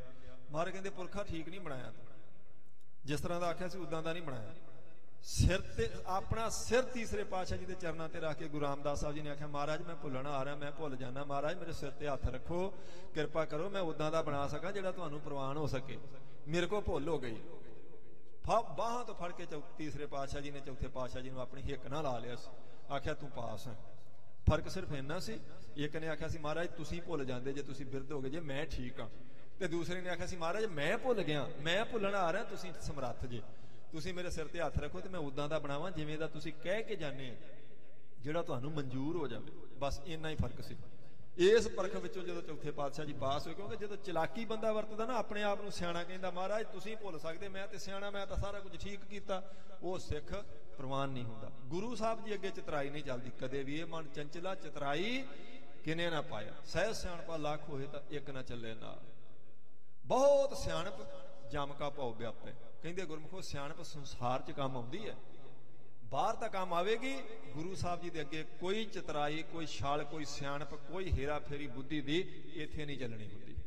ਇੱਥੇ ਸਿਰਫ ਮਨ ਦੀ ਨਿਰਮਲਤਾ ਤੇ ਮਨ ਦਾ ਜਿਹੜਾ ਸਿੱਧਾਪੁਣਾ ਉਹੀ ਚੱਲਣਾ। ਜਿੰਨਾ ਸੂਧਾ ਬੰਦਾ ਸੁਭਾਅ ਦਾ, ਜਿੰਨਾ ਇੱਥੇ ਸਰਲ ਹੈ, ਉਨੀ ਛੇਤੀ ਬਖਸ਼ਿਸ਼ ਹੁੰਦੀ। ਭੋਲੇ ਭਾਏ ਮਿਲੇ ਰਗਰਾਇਆ। ਜਿੰਨਾ ਚਲਾਕ ਬੰਦਾ ਹੋਵੇਗਾ ਗੁਰੂ ਤੋਂ ਦੂਰ ਹੋਵੇਗਾ, ਜਿੰਨੀਆਂ ਮਰਜ਼ੀ ਗੱਲਾਂ ਕਰੇ ਸਵਾਰ ਕੇ, ਪਰ ਜੇ ਬਹੁਤ ਜ਼ਿਆਦਾ ਚਲਾਕ ਹੈ ਨਾ, ਫਰੇਬੀ ਹੈ, ਗੁਰੂ ਸਾਹਿਬ ਜੀ ਤੋਂ ਦੂਰ ਹੁੰਦਾ ਉਹ। ਕਿਉਂਕਿ ਉਹ ਸੋਚਦਾ ਮੈਂ ਬਹੁਤ ਸਿਆਣਾ, ਮੈਂ ਕਿਵੇਂ ਗਲਤੀ ਕਰ ਸਕਦਾ। ਇੰਨੀ ਬਸ ਗੱਲ ਤਾਂ ਇੱਕ ਹੀ ਆਖੀ ਸੀ। ਉਹਨਾਂ ਆਖਿਆ ਮਹਾਰਾਜ ਤੁਸੀਂ ਬਿਰਧ ਜੇ, ਤੁਸੀਂ ਭੁੱਲ ਜਾਂਦੇ ਜੇ, ਮੈਂ ਤਾਂ ਮਿਣ ਕੇ ਹੀ ਬਣਾਇਆ। ਚੌਥੇ ਪਾਤਸ਼ਾਹ ਨੇ ਆਖਿਆ ਮਹਾਰਾਜ ਮੈਂ ਭੁੱਲਣਾ, ਮੇਰੇ ਤੋਂ ਗਲਤੀ ਹੋ ਜਾਂਦੀ, ਮੇਰੇ ਸਿਰ ਤੇ ਹੱਥ ਰੱਖੋ। ਬਸ ਇਹ ਪਰਖ ਕੀਤੀ। ਕਿਉਂਕਿ ਕੱਲ ਨੂੰ ਇਤਰਾਜ਼ ਨਾ ਕਰਨ ਵੀ ਮੈਨੂੰ ਕਿਉਂ ਨਾ ਗੁਰਤਾ ਗੱਦੀ ਦਿੱਤੀ। ਜਿਹੜਾ 7 ਵਚਨ ਕਹਿ ਕੇ ਮਹਾਰਾਜ ਜੀ ਦੇ ਹੁਕਮ ਨੂੰ, ਭਾਣੇ ਨੂੰ ਮੰਨਣ ਵਾਲਾ ਹੈ, ਗੁਰਮੁਖੋ ਉਸ ਉੱਤੇ ਹੀ ਬਖਸ਼ਿਸ਼ ਹੋਣੀ ਸੀ। ਇਸ ਕਰਕੇ ਤੀਸਰੇ ਪਾਤਸ਼ਾਹ ਜੀ ਨੇ ਚੌਥੇ ਪਾਤਸ਼ਾਹ ਜੀ ਦੀ ਪਰਖ ਕੀਤੀ ਜੀ। ਹਮ ਅਪਰਾਧੀ ਸਦ ਭੂਲਤੇ, ਤੁਮ ਬਖਸ਼ਣ ਹਾਰੇ, ਤੁਮ ਬਖਸ਼ਣ ਹਾਰੇ, ਤੁਮ ਬਖਸ਼ਣ ਹਾਰੇ, ਤੁਮ ਬਖਸ਼ਣ ਹਾਰੇ। ਸਾਰੇ ਜਾਣੇ ਰਸਨਾ ਪਵਿੱਤਰ ਕਰੋ ਜੀ। ਗੁਰਮੁਖਾਂ ਨੇ ਜਿਹੜੀ ਬਾਣੀ ਦੀ ਪੰਕਤੀ ਪੜ੍ਹੀ ਹੈ, ਸਾਰੇ ਬੋਲੋ ਜੀ। ਹਮ ਅਪਰਾਧੀ ਸਦ ਭੂਲਤੇ ਤੁਮ ਬਖਸ਼ਣ ਹਾਰੇ ਤੁਮ ਬਖਸ਼ਣ ਹਾਰੇ। ਹਮ ਅਪਰਾਧੀ ਸਾਧ ਭੂਲਤੇ ਤੁਮ ਬਖਸ਼ਣ ਹਾਰੇ ਤੁਮ ਬਖਸ਼ਣ ਹਾਰੇ। ਪਰਖਣ ਕਰਕੇ ਨੀਕੀ ਰੀਤ। ਸਤਿਗੁਰੂ ਜੀ ਨੇ ਚੰਗੀ ਤਰ੍ਹਾਂ ਇਹ ਪਰਖ ਕੀਤੀ। ਇਹ ਮਹਾਰਾਜ ਜੀ ਦੀ ਪਵਿੱਤਰ ਬਾਣੀ ਦੀ ਪੰਕਤੀ ਗੁਰਮੁਖਾਂ ਨੇ ਪੜ੍ਹੀ ਆਇਆ ਵੀ ਮਹਾਰਾਜ ਅਸੀਂ ਤੇ ਸਦਾ ਹੀ ਭੁੱਲਦੇ ਹਾਂ, ਤੁਸੀਂ ਬਖਸ਼ਣਹਾਰ ਜੇ। ਅਸੀਂ ਖਤੇ ਬਹੁਤ ਕਮਾਉਂਦੇ ਅੰਤ ਨਾ ਪਾਰਾਵਾਰ, ਹਰ ਕਿਰਪਾ ਕਰਕੇ ਬਖਸ਼ ਰਹੋ ਪਾਪੀ ਵੱਡ ਗੁਨਹਗਾਰ। ਜਦੋਂ ਇਉਂ ਬੰਦਾ ਕਹਿੰਦਾ ਨਾ ਮਹਾਰਾਜ ਮੈਂ ਤਾਂ ਬਹੁਤ ਭੁੱਲਾਂ ਕਰਨ ਵਾਲਾ, ਮੇਰੇ ਤੋਂ ਬਹੁਤ ਭੁੱਲਾਂ ਆਈਆਂ, ਤੁਸੀਂ ਮਾਫ ਕਰ ਦਿਓ, ਫਿਰ ਗੁਰੂ ਸਾਹਿਬ ਜੀ ਮਾਫ ਕਰਦੇ ਆ। ਤੇ ਜੇ ਭੁੱਲ ਕਰਕੇ ਬੰਦਾ ਆਖੇ ਨਾ ਵੀ ਮੈਂ ਛਪਾ ਹੀ ਲੈਣੀ ਹੈ ਜੀ, ਮਾਫੀ ਵੀ ਨਾ ਮੰਗੇ, ਮਾਫੀ ਨਹੀਂ ਮਿਲਣੀ। ਫਿਰ ਮਾਫੀ ਮੰਗਿਆ ਮਾਫੀ ਮਿਲਦੀ ਗੁਰੂ ਘਰੋਂ।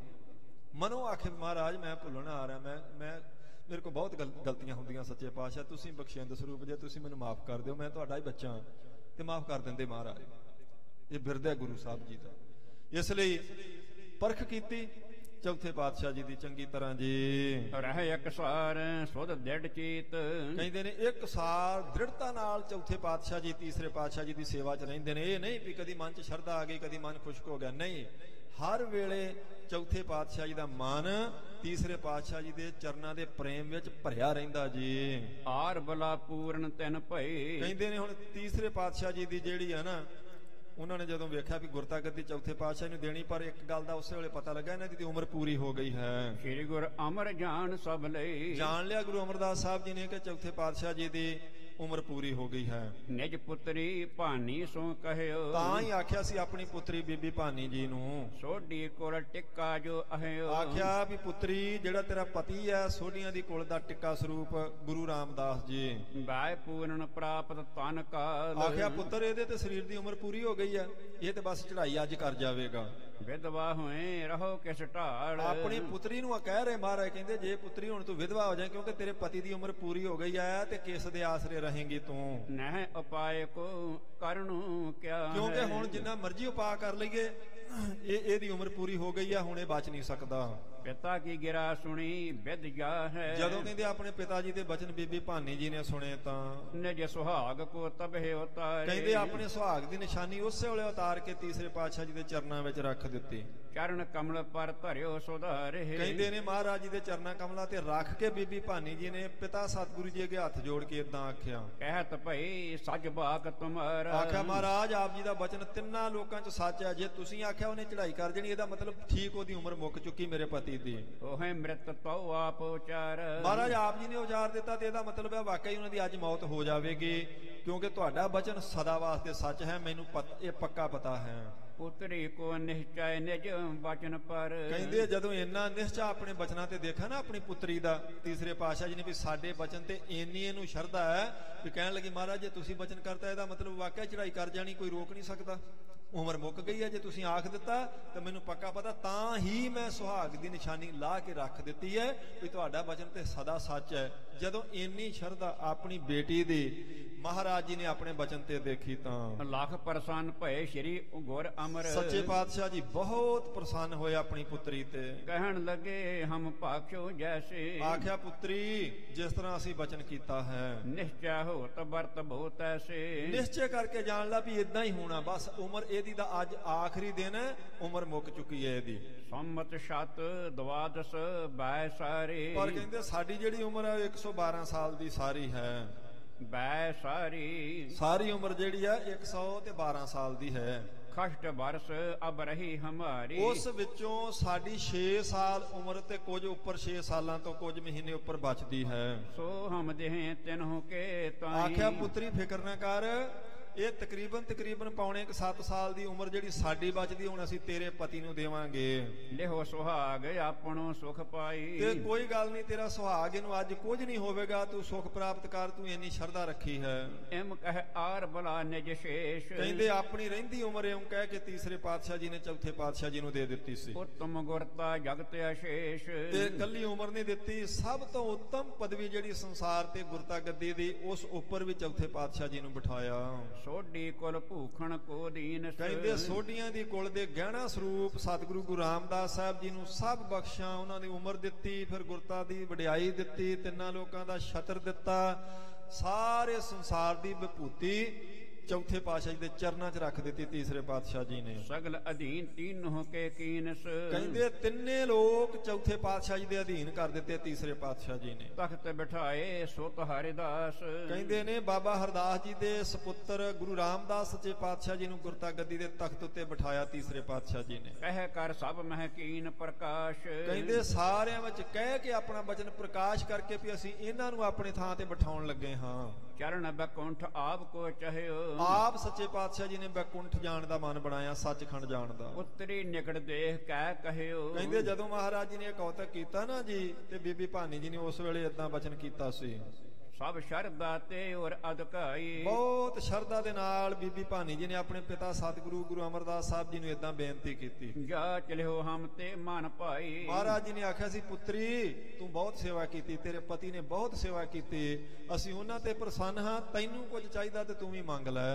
ਸੁਣ ਕੇ ਹਰਖਤ ਪਿਤਾ ਕੀ ਬਾਣੀ, ਕਹਿੰਦੇ ਮਹਾਰਾਜ ਜੀ ਤੀਸਰੇ ਪਾਤਸ਼ਾਹ ਆਪਣੇ ਪਿਤਾ ਸਤਿਗੁਰੂ ਜੀ ਦਾ ਬਚਨ ਸੁਣ ਕੇ ਬੀਬੀ ਭਾਨੀ ਜੀ ਬਹੁਤ ਖੁਸ਼ ਹੋਏ। ਅਦਕ ਭਾਵ ਕਰ ਭਾਖਿਓ ਭਾਨੀ, ਬਹੁਤ ਜ਼ਿਆਦਾ ਪ੍ਰੇਮ ਵਿੱਚ ਭਿੱਜ ਕੇ ਬੀਬੀ ਭਾਨੀ ਜੀ ਨੇ ਆਪਣੇ ਪਿਤਾ ਸਤਿਗੁਰੂ ਜੀ ਨੂੰ ਏਦਾਂ ਬੇਨਤੀ ਕੀਤੀ ਜੀ। ਸਭ ਬਿਦ ਮੁਝ ਕੋ ਕੀਨ ਨਿਹਾਲ, ਆਖਿਆ ਪਿਤਾ ਸਤਿਗੁਰੂ ਜੀ ਸਾਰੇ ਤਰੀਕਿਆਂ ਨਾਲ ਤੁਸੀਂ ਨਿਹਾਲ ਕਰ ਦਿੱਤਾ ਸਾਨੂੰ। ਮੈਂ ਹਉ ਸਭ ਤੇ ਭਾਗ ਵਿਸਾਰ, ਮੈਂ ਜਾਣਦੀ ਹਾਂ ਵੀ ਸਭ ਤੋਂ ਵੱਡੇ ਭਾਗ ਮੇਰੇ ਨੇ ਦੁਨੀਆ ਤੇ, ਜਿਸ ਉੱਤੇ ਤੀਸਰੇ ਪਾਤਸ਼ਾਹ ਪਿਤਾ ਜੀ ਤੁਸੀਂ ਪ੍ਰਸੰਨ ਹੋ।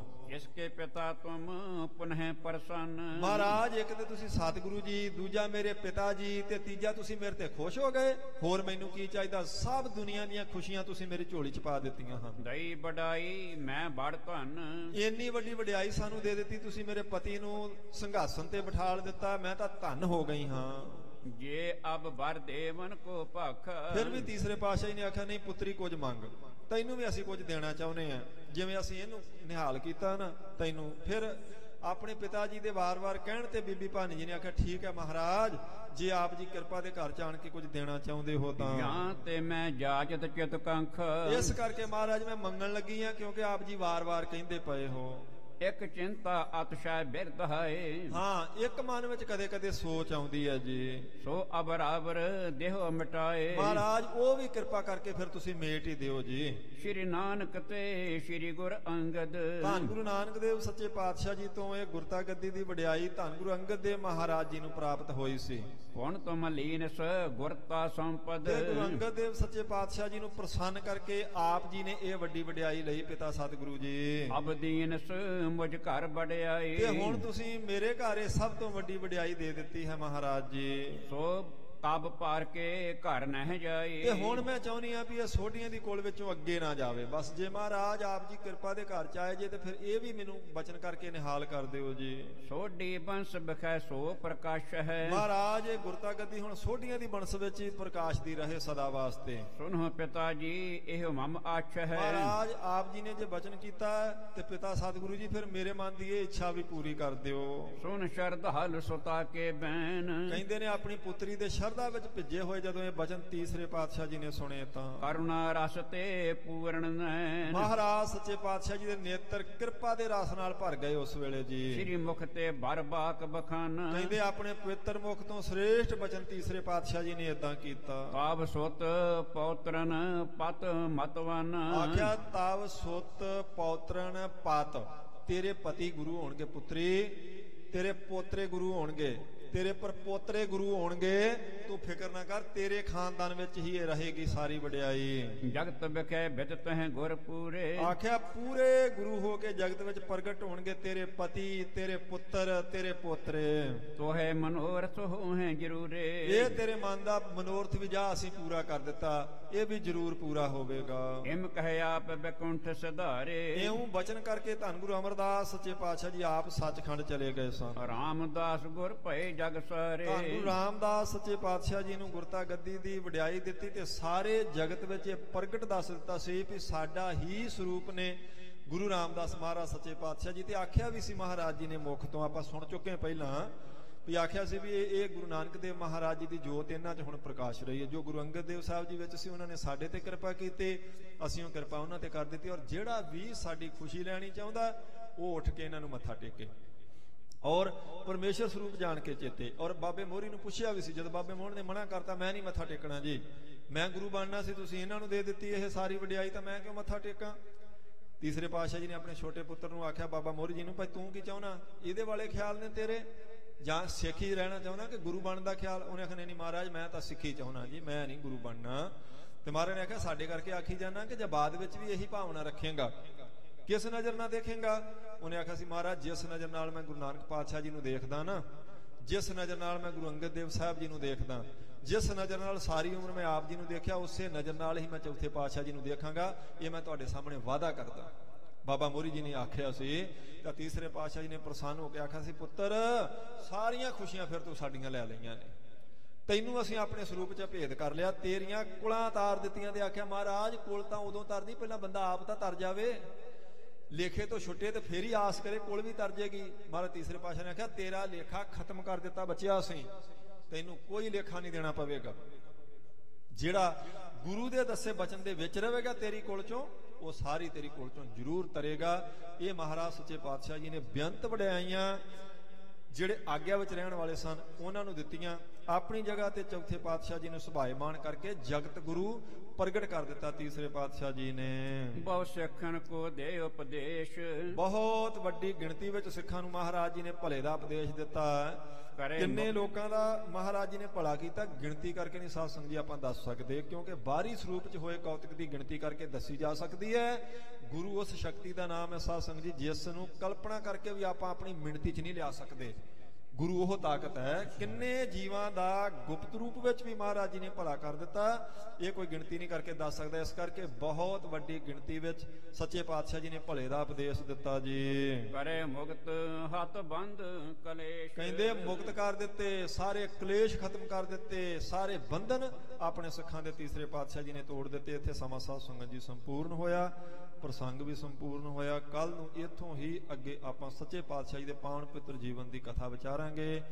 ਧੰਨ ਗੁਰੂ ਅਮਰਦਾਸ ਮਹਾਰਾਜ, ਧੰਨ ਗੁਰੂ ਰਾਮਦਾਸ ਸੱਚੇ ਪਾਤਸ਼ਾਹ ਜੀ ਆਪਣੇ ਉੱਪਰ ਕਿਰਪਾ ਕਰਨ ਜੀ। ਜਿੰਨੀ ਭਾਵਨਾ ਨਾਲ ਉਸ ਵੇਲੇ ਸਿੱਖਾਂ ਨੇ ਮਹਾਰਾਜ ਜੀ ਦੀ ਪ੍ਰਸੰਨਤਾ ਲਈ ਸੀ, ਮੈਂ ਚਾਹੁੰਦਾ ਉਨੀ ਹੀ ਭਾਵਨਾ ਆਪਣੇ ਸਾਰਿਆਂ ਦੀ ਬਣੇ ਔਰ ਆਪਣੇ ਉੱਪਰ ਵੀ ਕਿਰਪਾ ਹੋਵੇ। ਸਭ ਕਲੇਸ਼ ਬੰਧਨ ਆਪਣੇ ਵੀ ਕੱਟੇ ਜਾਣ ਔਰ ਜ਼ਰੂਰ ਕੱਟੇ ਜਾਣਗੇ ਜੇ ਮਨ 'ਚ ਪ੍ਰੇਮ ਰਹੇਗਾ, ਪ੍ਰੇਮ ਆਵੇਗਾ। ਭੁੱਲਾਂ ਚੁੱਕਾਂ ਦੀ ਖਿਮਾ ਜੀ। ਦੋ ਪੰਕਤੀਆਂ ਦਾ ਪਾਠ ਗੁਰਮੁਖਾਂ ਤੋਂ ਸਰਵਣ ਕਰੀਏ, ਫਿਰ ਫਤਿਹ ਬੁਲਾਈਏ ਜੀ। ਚੱਲੀ ਪੀੜੀ ਸੋਢੀਆਂ ਰਾਮਦਾਸ ਸਤਿਗੁਰੂ ਕਹਾਵੈ, ਰਾਮਦਾਸ ਸਤਿਗੁਰੂ ਕਹਾਵੈ, ਚੱਲੀ ਪੀੜੀ ਸੋਢੀਆਂ।